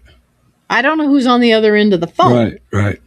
And so there's a problem in Israel that you've an extremely left group controlling a lot of things. I know that Netanyahu has tried to correct a lot of that, but I don't know. It's like we know here that the head of our military is Pete Hegseth, right? He's the head of the Department of War. Right. I don't know about the players on the other side here. Right. So I don't know that specifically they called up and asked Trump, can we fire? I don't know. Yeah, well, he's saying that. He's saying Trump stopped him from firing. Yeah. But I don't know if he's meaning because they're afraid they're going to step over his plans or not, Right. you know? So I don't know who made that call. Right. But Netanyahu has said, it ain't going to happen again. Right. But I don't know who in the IDF who made that decision. I understand. Okay. So, but anyway, but Avi Abelo here I just wondering if there was a cause and effect relationship there. Well, Avi's saying that Trump's trying to come up with this Gaza deal, that board of peace. I don't know how much Trump is involved in these negotiations currently. Right. But whoever he's put in charge, which was that Russian guy, is one of them. I don't know that, and Qatar and Egypt and all, they're involved in all of this. Right. And so I think he's using Trump as a figurehead of this whole thing. But anyway, it's complicated. Trump has said, basically, I'm putting all you people in charge, now you work it out. Okay? And so the IDF and Israel and whoever is in charge in Israel not wanting to upset the apple cart and all of this stuff that's going on in all these negotiations. Yeah. Okay? So anyway, but Avi is holding Trump responsible because Trump came up with these things and put this in place. I'm just checking to see if there's a cause and effect relationship between what he did and what's happening with Iran right now. Right, maybe. Yeah. Now comes a new 15-point implementation roadmap developed through Trump's Board of Peace. Okay? And the sequencing has changed in ways that endangers Israel. Instead of Hamas being completely disarmed before Israel relinquishes its military control of Gaza, the new framework establishes a complicated phased process involving Hamas's decommissioning weapons that would remain in Gaza. Oh, well, we can't. A Palestinian technocratic government, Palestinian police, an international stabilization force. Well, that won't take long to corrupt. International verification and phased IDF withdrawal. Yeah, okay? Right. So these are what's going on now with this group that Trump's put in charge of this Board of Peace. They're trying to water down the original 20-point plan that Trump put in place. Right. Okay? So, Netanyahu thankfully said no to this new plan, as Israel was not even a side to its development. It was agreed upon between Trump's envoys, Hamas, Egypt, Qatar, and Turkey, all state entities that supported Hamas. Right. Okay?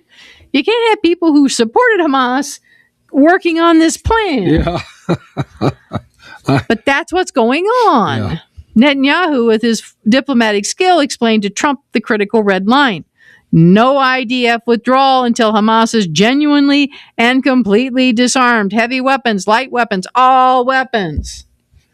Personally, I believe Netanyahu needs to be far more forceful while remaining diplomatic and essentially telling President Trump, are you serious? Yeah. This deal was negotiated with Hamas and with state actors that have supported and enabled Hamas. And now Israel is expected to entrust its security to the framework they helped shape. Right. That is proof enough the deal is horrible. Right. Israel has already learned what happens when international promises replace Israeli security control. Thankfully, Netanyahu told Trump no. Right. And who developed this new roadmap? This is where it becomes even more disturbing. Official Board of Peace report identifies 4 guarantors involved in developing and presenting the 15-point roadmap. The United States, Egypt, Qatar, Turkey. And he says, Qatar and Turkey, with an exclamation point. 2 governments that have spent years maintaining close relationships with Hamas and providing political support to its leadership are now supposed to help determine the future security architecture of Gaza? That is not a formula Israel can entrust its children's security to. Israel cannot fight Hamas for years, sacrifice hundreds of our precious soldiers, dismantle terrorist infrastructure, and capture strategic territory, only to allow governments sympathetic to Hamas to gain influence over what replaces Hamas in Gaza. October 7th should have ended this insanity forever. Yes, Israel, you should have gone in there and taken the whole thing. Yeah. And I'm going to put it back on Israel on that. You should have said to the world, to heck with it. Gaza's gone. Yep. Period. Yep. And if you would have taken care of it in the first place and handed out your citizenry Yes. and your soldiers weapons in the first place, Yep. the 12 to 1,300, there wouldn't have been nearly that many slaughtered. Right. Yeah. And now the United Nations comes back into Gaza. It gets worse. The new international architecture involves cooperation with the United Nations institutions in We know that was rebuilding and corrupt administering before. Gaza. He says, Yeah. have we forgotten what happened under the international community's watch before October 7th? For years, Hamas worked hand in hand with the United Nations organizations, transformed Gaza into one of the most heavily fortified terrorist territories on earth. Hundreds of kilometers of tunnels, weapons factories, rocket launchers, command centers embedded within United Nations hospitals and schools. Right.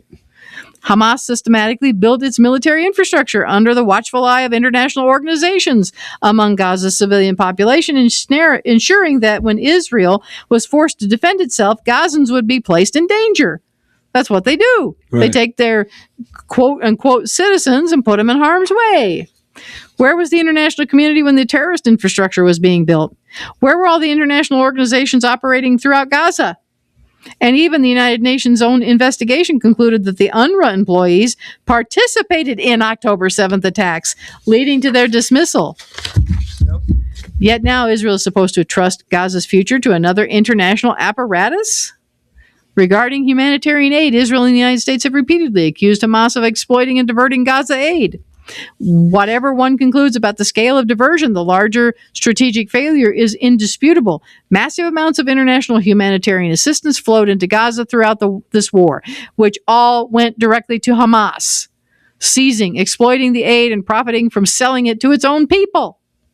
The international community allowed this abhorrent situation to exist, never made a fuss about ensuring Gazans received the humanitarian aid as supposed to. That model cannot simply be recreated under a new name. Right. We already ran this experiment in Lebanon.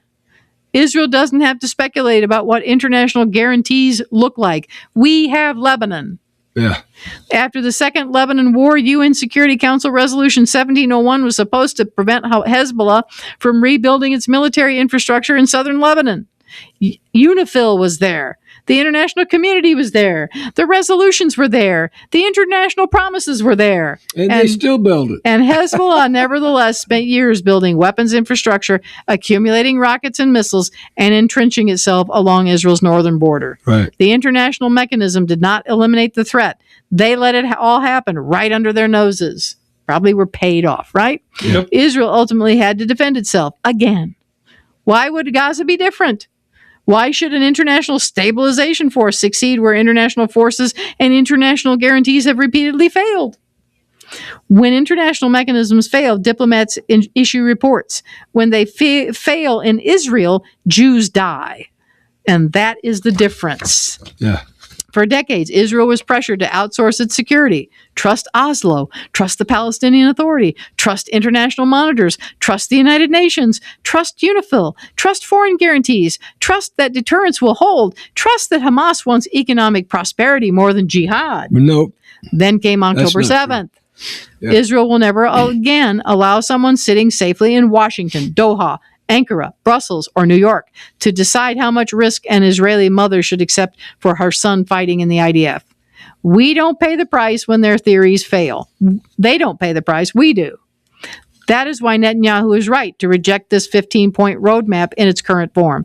And he must be even clearer with President Trump. Mr. President, you helped Israel tremendously. You helped bring our hostages home. You have stood with Israel in ways no other American president ever has. But peace will not come by preserving Hamas, internationalizing Israel's security, or resurrecting the failed structures that helped bring us to October 7th. There is another path. Israel must be allowed to finish the war against Hamas and destroy its remaining military and governing capabilities. Trump must preside Egypt to open the Rafah crossing so Gazan civilians who wish to leave the war zone can do so. As the Middle East has huge swaths of land for more jihadis. They cannot remain in Gaza to rearm and kill us again because Egypt and the international community refuse to give them somewhere to go. The Israel must establish permanent security over Gaza with Jewish resettlement. Israeli sovereignty in Gaza is ultimately the only framework capable of ensuring that Gaza never again becomes an Iranian, Qatari, or Turkish-backed terrorist launching pad against the Jewish people. Those Gazans who genuinely want to live in peace alongside the Jewish people are welcome to stay and live in peace under Israel. The vast majority who are committed to jihad against Israel cannot be allowed to stay and rebuild the infrastructure for another October 7th. The choice is not between war and another international experiment. The choice is between repeating the mistakes that produced October 7th or finally learning from them. Hamas is already testing the yellow line, already testing our soldiers, already testing whether Israel has returned to the old mentality. Our answer must be unmistakable: never again. Israel cannot outsource the lives of its citizens. Israel cannot subcontract its security to Qatar, Turkey, and the United Nations or an international stabilization force. We can appreciate our friends, we can cooperate with our allies, we can listen to President Trump, but ultimately there is only one country whose soldiers will fight for Israeli children as if they were their own: Israel. And after October 7th, there should be one principle that transcends every political disagreement. The Jewish state must always retain the power, freedom, and sovereignty to defend the Jewish people by itself. The international community is more interested in appeasing jihadists, ignoring the evil of the jihadi enemy, and is not interested in allowing us to do what is necessary to protect Israeli lives. We must always have political leadership that understands that. Remember that. We will overcome. We are in a wake-up process. Join me in sharing these truths, which are not critical just for Israel's survival, but for the survival of the freedom-loving world. Am Yisrael Chai. And that's from Avi Abelo. So, and just remember and never forget, whether you're a Muslim Palestinian or a Jewish Israeli, you all need Jesus. Yep. Right. Yeah. Iran-backed Houthi insurgents of Yemen claimed responsibility for a murderous double-tap strike on a ship in the Bab el-Mandeb Strait on Tuesday, using 3 ballistic missiles to set the ship on fire and then launching another missile in a deliberate attack on rescue teams, killing at least 6 people. According to the UK Maritime Trade Operations Agency, the incident began when the Houthis launched 3 ballistic missiles at a stationary ship in the Bab el-Mandeb Strait, which, like the now infamous Strait of Hormuz, is a choke point for major trade routes. The missile attack caused significant damage to the ship and started a fire on board. When the rescuers arrived, the Houthi insurgents launched another ballistic missile using the double tap technique to inflict casualties by targeting the rescuers. The targeted ship was a Tasmanian-flagged, Egyptian-owned vessel called the Tahama, variously described as a small cargo ship and a ferry boat. According to the Yemeni government, the ship was bound for the port of Mocha with commercial goods and food supplies for the Yemeni people when it was attacked. Now, this is, of course, in the Red Sea. Okay? Right. So that's happening there. Not only they're closing down the Strait of Hormuz, they're also closing down the Red Sea, which would be the Suez Canal also. So there are a lot of companies over there now trying to convince these places to build pipelines. Yeah. Just build pipelines, no more ships. And then you won't give them any way to do this. But the significance of closing the Red Sea path freeway through there and the Suez Canal is that they have to go around South America. Yep. Which is going to really boost the cost of everything going around there. Mm-hmm. So it'll reflect back on everything that we buy that comes in from the other countries in the world. So all they need to do is build pipelines. The National Nature Science Foundation of China. Okay. The National Nature Science Foundation of China. This is also coming out of Breitbart. On Monday announced a collaboration with Iran on the exploration and processing of rare earth minerals. Who's China. China? This collaboration with Iran. Iran. Okay. Yeah. And they presented as a series of workshops that will mostly be funded by China. Well, the Bible codes say that. There's going to be an alliance there. The NSFC said that it will provide about $4,200 in funding for each workshop, while Iran's National Science Foundation will help with travel arrangements and accommodations for Chinese researchers visiting Iran, and vice versa. The South China Morning Post noted that Beijing chose a particularly sensitive time to announce a new collaboration with Iran, given ongoing hostilities between the United States and Iran. Yeah, sensitive time, right? Yeah. Chinese dictator Xi Jinping is scheduled to visit the United States in September to discuss trade issues with President Donald Trump, although the meeting could already be imperiled by the volleys of tit-for-tat sanctions between the U.S. and China. Trump is unlikely to be pleased by the announcement of a new Chinese collaboration with Iran at this uneasy juncture. So we may be pushing that Xi appointment down the road even further, huh? The SCMP pointed out that China seems to be taking a significant diplomatic risk for a very modest collaboration in an industry that China already dominates. China has the world's largest known rare earth reserves and is the leading producer and refiner of the metals. Iran might have significant rare earth deposits in its central region, but it has not developed the technology to confirm those deposits. I guess, if those deposits exist or to exploit them. All that is certain for now is that central Iran boasts that sort of iron and phosphate formations that could harbor rare earth deposits. So that is a stick in the eye. Yeah. Is what they're doing there. Well, they've had this going for a few years or so through the Belt and Road Initiative. Yeah. This is just adding to it, just expanding. Yeah. But I think they're purposely doing that to, like I said, stick in the eye. Oh yeah. Reuters here on Jerusalem Post. U.S. President Donald Trump on Wednesday said that the United States is in control of the Strait of Hormuz. The USA has total control over the Strait of Hormuz. I think we will keep it.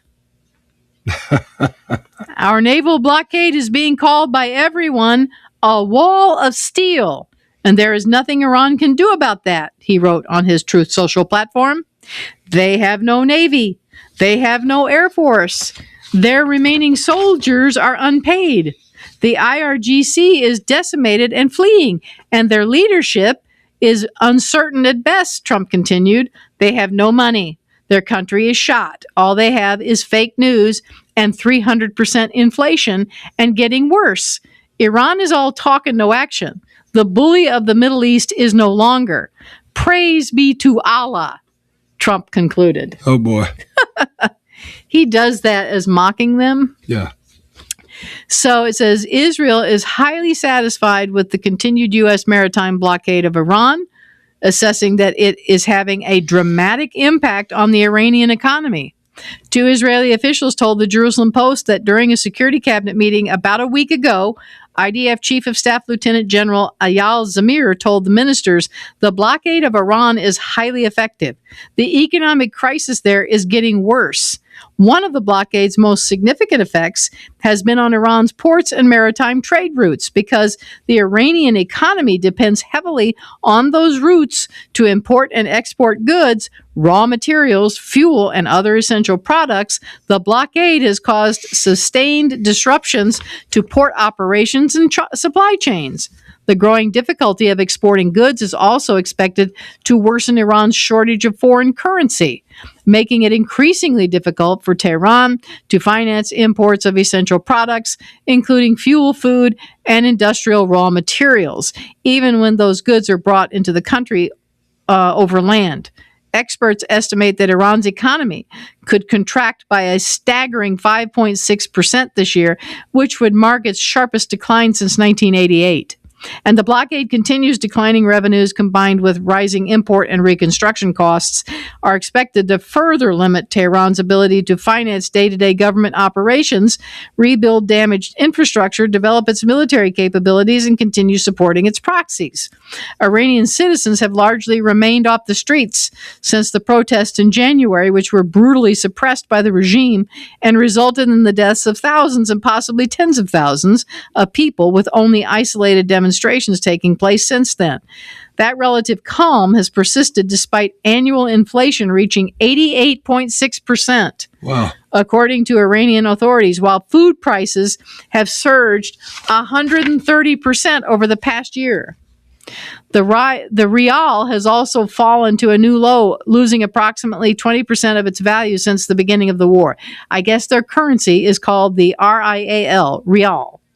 Israeli and U.S. assessments are that the deteriorating economic situation will intensify domestic pressure on the Iranian regime. Long lines recently seen at gas stations are one indication of growing concerns over fuel supplies. They have lines at gas stations and they're an oil producer? Can't refine it. They can't refine it. Oh, they can make uranium for bombs, but they never refined their own oil. Interesting, where their priorities have been. Yeah. The Iranian government has sought to avoid cutting subsidies on basic goods, a step that helped trigger major waves of protests in 2017 and 2019.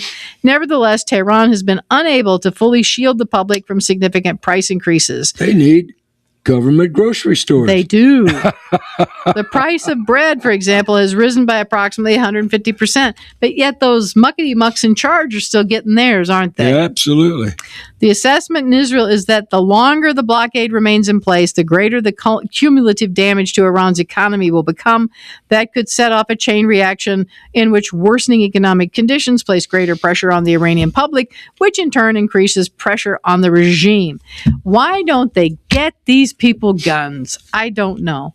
Trump said on Monday that the United States controls the Strait of Hormuz and had swept the strategic oil waterway for Iranian mines. Look, the only one that has control of the Strait of Hormuz right now is the United States Navy, Trump told reporters in the Oval Office. We've mine-swept the entire strait. Wow. Shipping traffic through the Strait of Hormuz fell to 6 that day, compared to a 10-day average of about 11 vessels, shipping data showed, amid fading hopes of a peace deal between the U.S. and Iran. 4 commodity vessels, including 2 empty oil product tankers, entered the waterway. Data from Kepler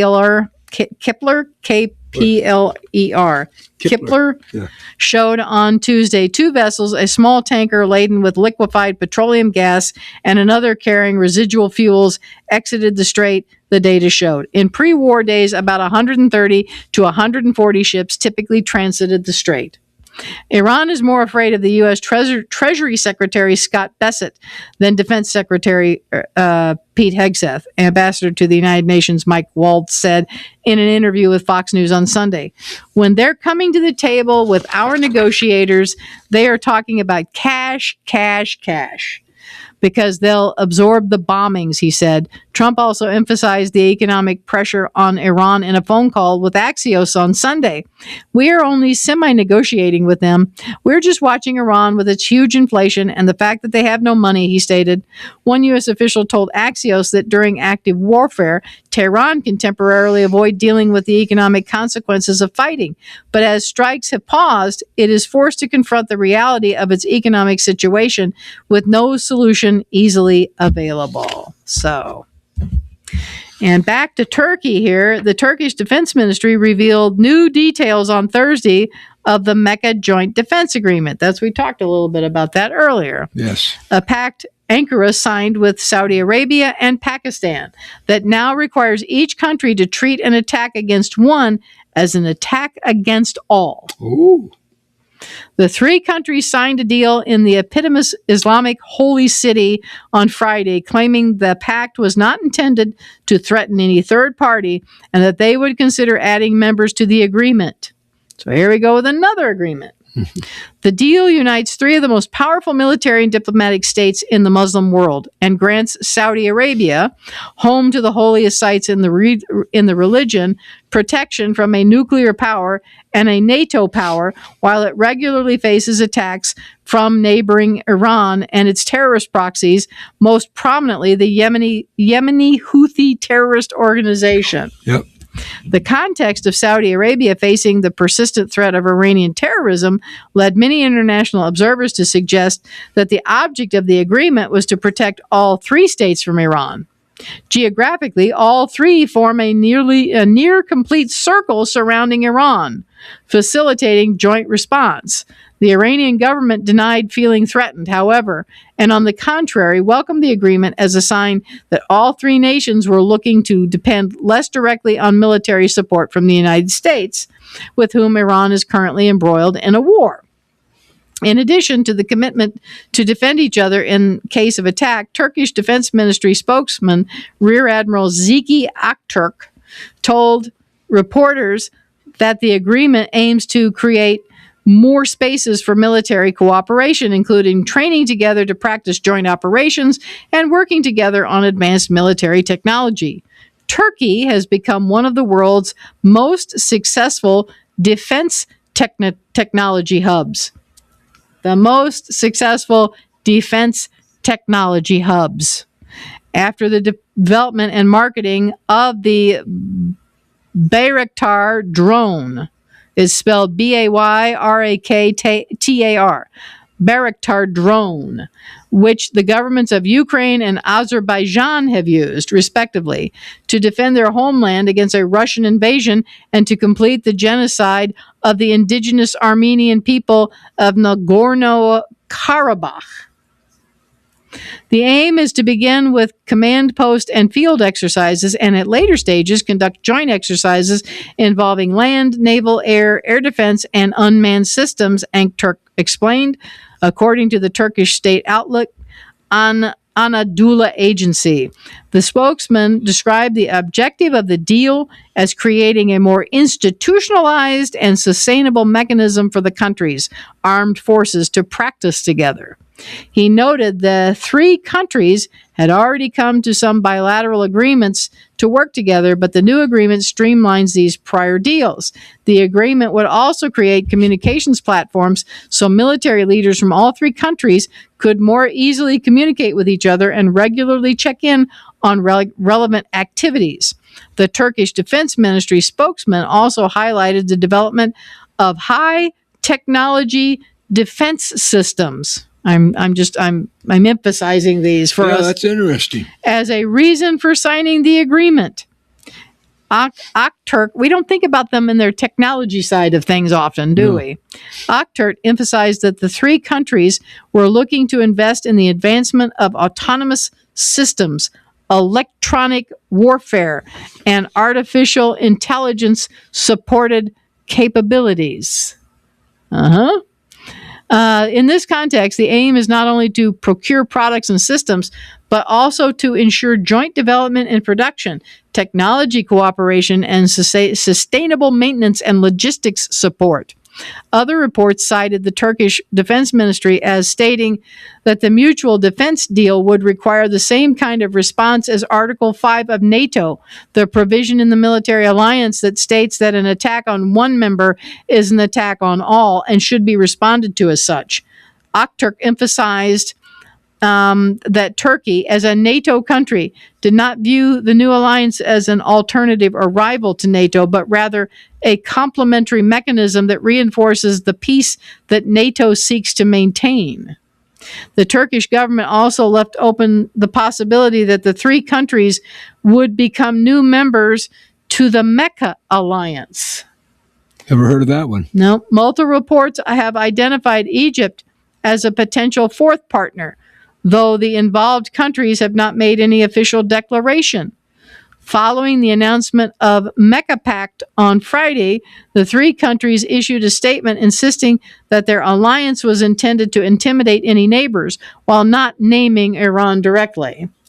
The statement did appear to address suggestions that Saudi Arabia had acted to create a network around itself to protect from further Iranian terrorism. That might be, if they've got, Turkey has a defense technology, that might be why Saudi Arabia is signing an agreement with them to get that defense technology to protect their oil refineries. Yep, the agreement. Yeah, Iran has attacked. They've attacked it already. Yeah.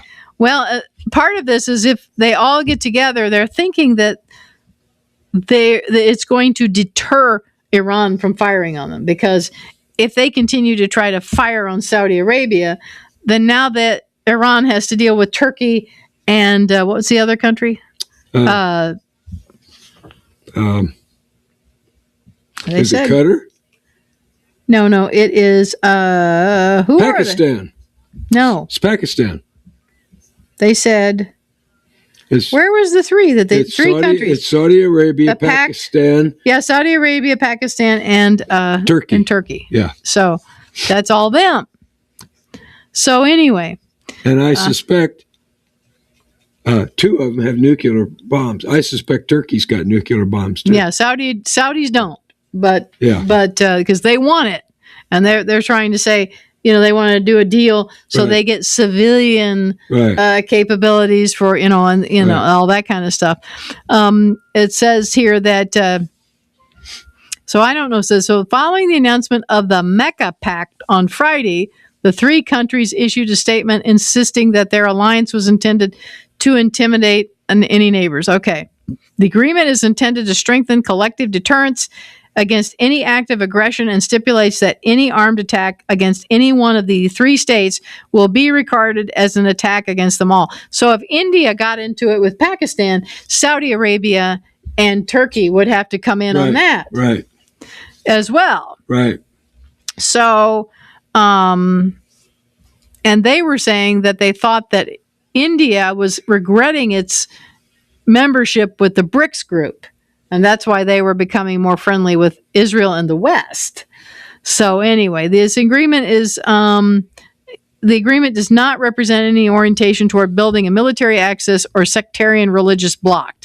And it's not linked to nuclear endeavors or an arms race, but rather to build sustainable, self-reliant capabilities. The Iranian Foreign Ministry approached about the pact on Monday claimed that it represented a positive development for Iran. Okay. The countries of the region have realized that security is not a commodity that can be bought from false brokers. This spokesperson told reporters referring to the United States. Any plan that is based on geopolitical and historical realities of the region is comprehensive and inclusive and correctly identifies the enemy and the threat, has a chance of helping to strengthen security and prevent instability and abuses by the Zionist enemy and its allies. Yeah, that always comes back to Israel, right? We're seeing all these alliances being developed. Alliance here, alliance there. Yeah. Yes. And then the IAEA is set to remove nuclear material from Syrian site. Okay? So the International Atomic Energy Agency is set to remove nuclear material from a clandestine Syrian site following an agreement made by the U.S., Syria, and Israel. And this is reported by on Axios. Syria's government corroborated the report on Tuesday morning, confirming that it had cooperated with the IAEA, the U.S., and friendly countries on this matter. So they're going to remove nuclear material from Syria. Right. The Trump administration and IAEA scrambled to reach the agreement that would secure the material and prevent a potential escalation between Israel, Syria, and Turkey. So alliances with Turkey, Saudi Arabia, and Pakistan, and now we've got all this going on with Syria, and it's interesting what all is bouncing back and forth here. Yeah. The agreement validates U.S. President Donald Trump's approach towards Syria and shows that his administration is utilizing close relationships with Syria to neutralize a possible crisis. It says here, an exchange of threats and diplomatic correspondence occurred throughout the months until a resolution was reached a few weeks ago. The efforts have since been kept secret and unreported, and this is all according to Axios. The regime of former Syrian President Bashar al-Assad has developed a secret nuclear program around the Al-Kibar reactor, a plutonium production facility built with the help of North Korea in the Deir ez-Zor region of northeastern Syria. So they were working on nukes. Yeah. Okay? Following Assad's fall, the IAEA signed an agreement with the country's newly installed government to visit the reactor and several other nuclear sites. Axios said Israel has been closely monitoring Syria's nuclear facilities, particularly a site called Site 99, which U.S. officials claim held residue from Al-Kibar. The U.S. and Israel have been discussing for more than a year the best way to deal with this site. An Israeli official said that Jerusalem made it clear it wouldn't allow nuclear material to remain at that site, with Israel even threatening to bomb the facility. So that was going on with Syria, which I think that also Syria's government recently... Now we know why Donald Trump doesn't sleep. Right. Right. All these alliances going on. Yeah. And man, oh man. And so... Can't keep track without a program. I'm sorry? Can't keep track without a program. That's right. And then we have here the election watch. Again, just like the United States, Israel is, the parallels, are we talking about the parallel tracks? They're facing elections this fall. And it says here the far-right Religious Zionist Party, or RZP, will not aim for political alliances ahead of the next elections and does not intend to run together with National Security Minister Itamar Ben-Gvir in the elections, Finance Minister Bezalel Smotrich told the Jerusalem Post in a Wednesday interview, laying out his plans for the party in the next government. So here we go. Now government in Israel is extremely complicated. Recent polls have shown that RZP just passing the electoral threshold and receiving approximately 5 seats ahead of the upcoming October 27th elections. Smotrich said that he believed his party could be successful running alone and did not consider Ben-Gvir as a partner for a joint run. I think that right now the religious Zionist public can and should run on its own as a big, strong, significant party, Smotrich told the Post. I have proved over the recent years that I know how to act responsibly so that the national camp wins, Smotrich said. When asked if he regretted running with Ben-Gvir, Smotrich said he did not. The fact is the alliance brought the 64 mandates, put me as finance minister, and brought the national camp, led by Netanyahu, the victory, after 4 election campaigns and then a left-wing government with terror supporters, Smotrich said. He added that he remained a partner of Netanyahu and had not resigned from his government during the term, although Ben-Gvir did. Again, Ben-Gvir resigned and came back. I, on the one hand, stayed as a responsible partner. On the other hand, I also knew how to draw red lines, he said. When asked if there were mistakes made in the government's past, Smotrich said that during the war, there were many things that I thought at some point I should have done differently. And that's fine in the end. I only have 7 seats. I said before that I have enormous influence, but I'm not prime minister, he added. RZP recently holds 7 seats in the Knesset. Smotrich is also the head of the Settlements Administration, a defense ministry body established in 2023 that manages matters in the West Bank, or as we would say, Judea, Samaria settlements, and advances construction and housing in the area. That's an extremely big thing of controversy in the government of Israel right now. The far-right minister's statements called for the West Bank annexation often draw sharp international condemnation as well as criticism for harming Israel's global standing. See, the world is controlling Israel when that's the Israeli heartland. Right. The party has received recent criticism as most of its members of Knesset supported contentious Haredi ultra-Orthodox legislation that was recently passed in the Knesset, which opponents argue encourages draft evasion even amid the IDF's severe manpower crisis. Smotrich said that his stance was that the Haredim should be enlisted in the IDF, and if his party is part of the next coalition, it would attempt to come up with a framework to draft Haredim. I'll promise them that I'm going to draft Haredim, and I'll persuade them that the way to do it is by consent, and that the Haredi leadership will give legitimacy, and then there'll be a national program that works to draft Haredim. It'll be a process, but at the end of it, the Haredim will enlist in the army and integrate into Israeli society.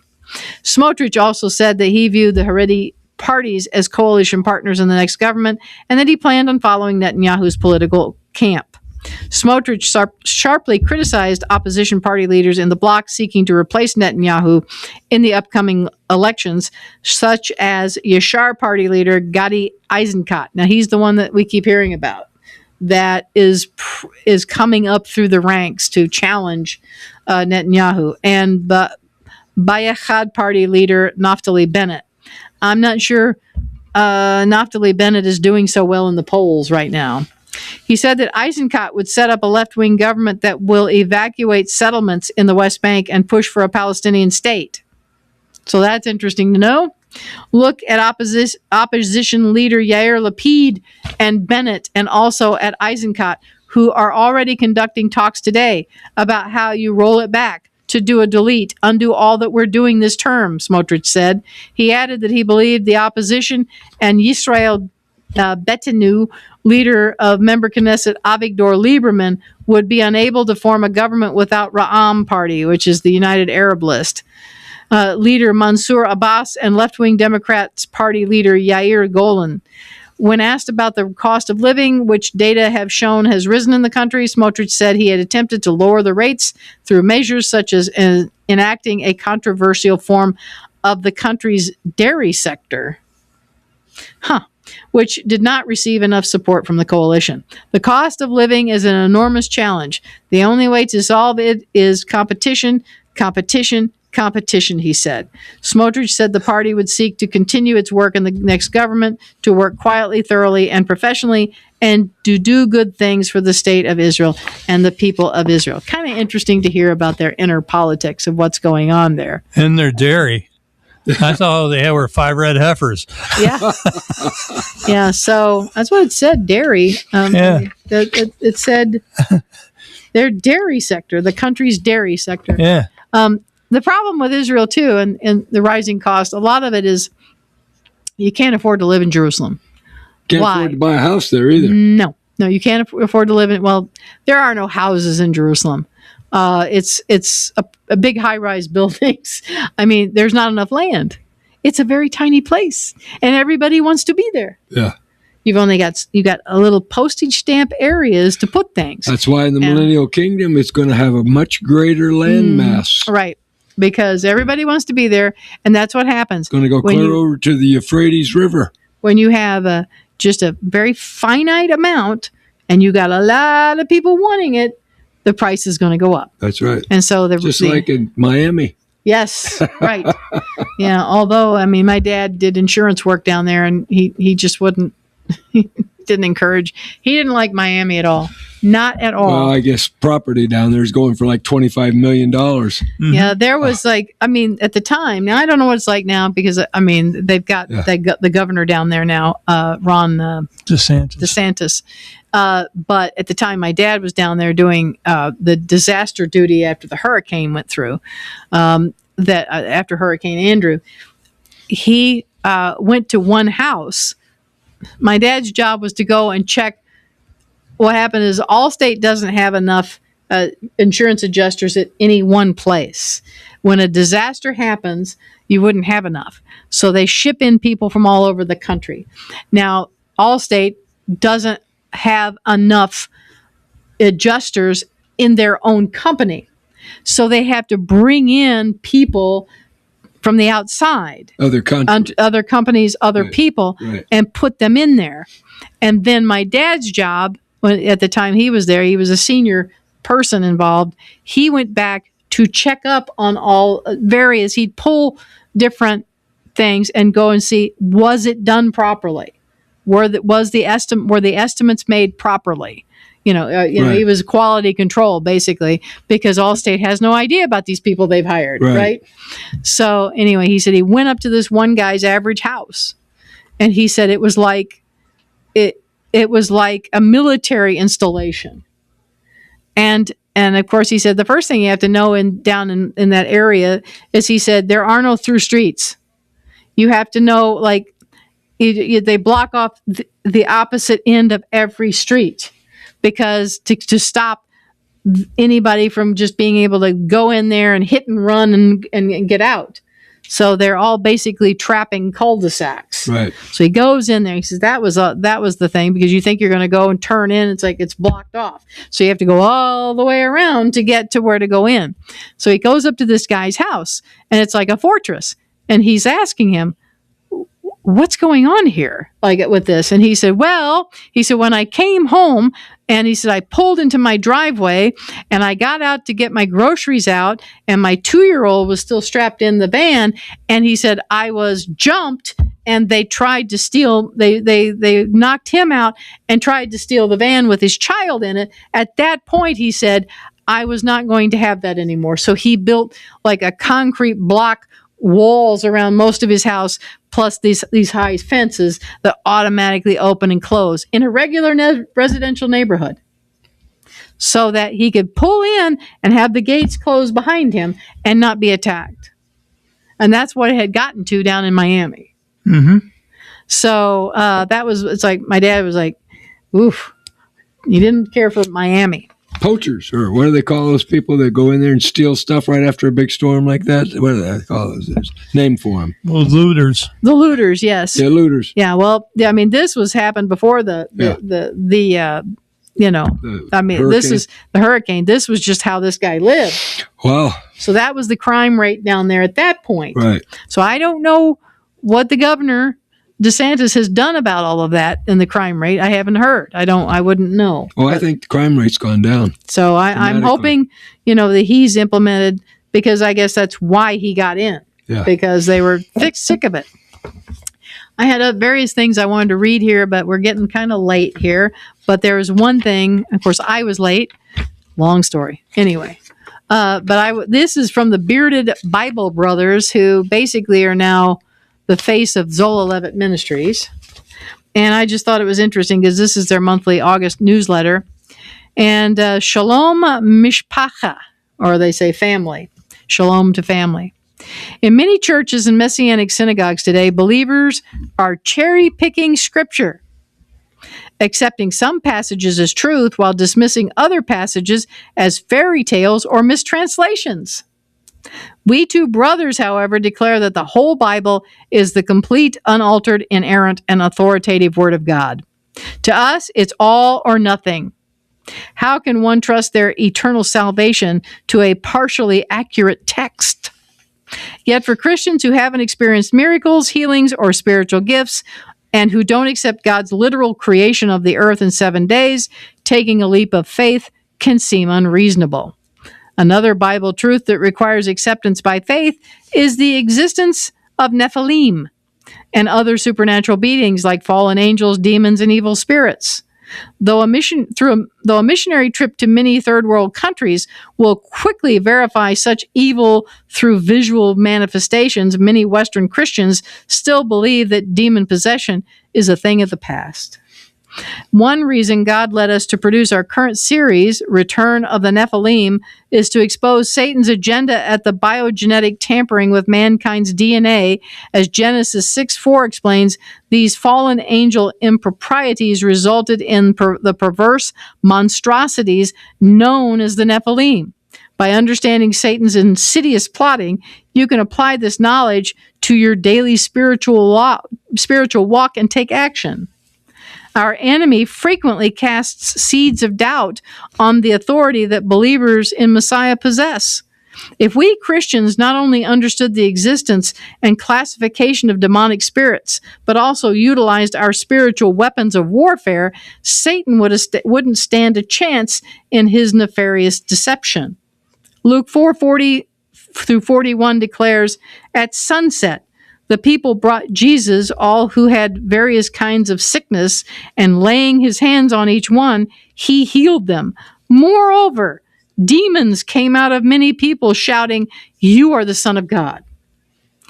The Brit Hadashah, or New Testament, offers many examples of Yeshua confronting evil spirits, or daimonians in Greek.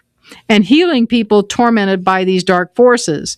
Such miracles fulfilled his promise to free the captives. Isaiah 61:1. See also Luke 4:18. I'd like to say something about that. Just let me finish the sentence. Freeing mankind from Satan's minions was so important to our Messiah that he included it in his Great Commission. Mark 16. Go ahead. This lady that killed 3 of her children, guess what? She heard voices that told her to kill her 3 children. Right. And yeah, that they're going through all of this. And yes. she was involved with a whole bunch of drugs, which the doctors were giving her. Yep. And they weren't working on the demons, were they? The drugs weren't taking care of the demons. No. So that's essentially why she did that. And he said to them, "Go into all the world and preach the gospel to every creature. In my name, they will cast out demons." Mark 16:15 and 17. How many congregations today actively expel demons or offer deliverance ministry to those in bondage? Not many. Well, if believers aren't being set free from demonic enslavement, those spirits are still hanging around them. Before you doubt that believers can be subject to such spirits, however, consider the many pastors and laity who have been exposed recently for sins and addictions that they cannot break free from under their own power alone. Sexual sins, substance abuse, abuse of church funds, abuse of power, pretending to function in the supernatural, pride, and other sins aren't just sinful impulses that hold Christians in bondage. Instead, they are the workings of evil spirits living vicariously through human beings. Molestation of children. Yep. All kinds of Catholic priests have been involved in the molestation of thousands of children. In the first century world, neither Jews nor others questioned the existence of demons. In fact, Jewish writers chronicled that these evil spirits were the disembodied spirits of the Nephilim that perished in Noah's flood, plus the next generation that were annihilated during Joshua's conquest of Canaan. Without hesitation, these spirits wander the earth seeking rest, often settling in human lives, as Yeshua noted in Matthew 12:43 through 45. Unfortunately, many congregations now embrace these evil spirits through denominations that accept homosexuality, believe in aliens, deny God's healing and deliverance power, or serve mammon. As believers in Messiah, we possess Yeshua's power of authority to exercise his authority in his name against these workers of darkness. In addition, God's spiritual armor, Ephesians 6:13 through 18, is available to us along with our most powerful and only offensive weapon, the sword of the Spirit, which is the living word of God. For we do not wrestle against flesh and blood, but against principalities, against powers, against the rulers of the darkness of this age, against spiritual hosts of wickedness and in heavenly places, Ephesians 6:12. Sun Tzu, a Chinese general and philosopher who lived in the late 6th century BC, authored the classic text, The Art of War. One of his notable phrases, "Know thy enemy," captures the relevance of understanding Satan's strategies. For centuries, through atheism and false doctrine, Satan has tried to convince the world that he doesn't exist. Now he's unleashed his ultimate counterfeit, extraterrestrials and UFOs, with people being abducted and tormented by these evil spirits masquerading as beings of light. Christians must stand up in order to aid in their deliverance, speaking Messiah Yeshua's truth in love. And then, of course, they ask, please watch and share Return of the Nephilim with your family and friends as we teach and live out these biblical truths. When we visit demonic high places around the globe, many supernatural catastrophes come upon us and our crew. For instance, at Gilgal Rephaim in northern Israel, the oldest Stonehenge on the planet, the enemy went to great lengths to halt our filming. Yet that episode illustrates God's supernatural intervention to rescue us and his healing power to restore our crew members when they were harmed. So they went stepping in there. That's why I said, when I went over to Israel and they showed, the gates of hell and all, I didn't go walking in there. I didn't go up on these places that were altars. I didn't want to give these demons any kind of acknowledgement. It's like I can look at a distance, but I'm not going to get involved in that and give them any place. The word of God is alive and active, Hebrews 4:12. Please continue reading this letter to discover Sarah Lieberman's recent experience with the living truth of God's word. And this is love, Joshua and Caleb. These are the bearded Bible brothers. So I thought it was very good to hear them speak out with force, because so many churches are not. Yep. So I just wanted to pass that along to you. I have not, kept up with. I've seen a couple of their shows, but I really haven't kept up with that as much as I'd like to. Like the streaming internet? Probably. Can you get them on the internet? If you'd have to go to www.levitt.com, I guess, to find out because about them and what all they do and where all they are. I know they are on Christian television. I think Daystar plays them and all of that. I don't know dates and times and all of that sort of stuff, but they are the bearded Bible brothers. I'm a little confused at times because it used to be Zola Levitt's Ministries. It used to be, I can't remember what Zola's programs was called.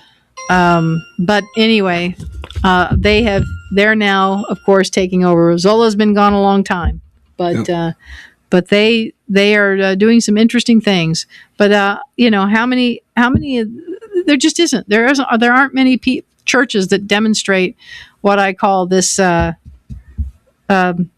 standing up to the enemy and taking authority. No, they welcome in because we ought to be loving. And we want to welcome everyone, and they're bringing these people into the clergy, and so the demonic is coming in and taking over the pulpits. Right. So at least somebody's still standing up and saying it. Right. So I would go further, but it's late. So thank you for joining us this evening, and join us again tomorrow night for the Shabbat service, and we'll be here same time, same place at 7 p.m. Central Time. And we're here every Thursday at 7 p.m. Central Time. But if you want to keep supporting this program, Jim will tell you how. If you'd like to make a donation, you can send it to Truth in Life Today, 1301 Enterprise Way, Suite 63, Marion, Illinois, 62959. That's Truth in Life Today, 1301 Enterprise Way, Suite 63, Marion, Illinois, 62959. And in your envelope, stick a little note in there. Tell us how you'd like your donation to be used. There was this was Brother Copeland's book. I just got it yesterday, I think, The Believer's Voice of Victory. And he had an article in here that maybe I'll save it till next week.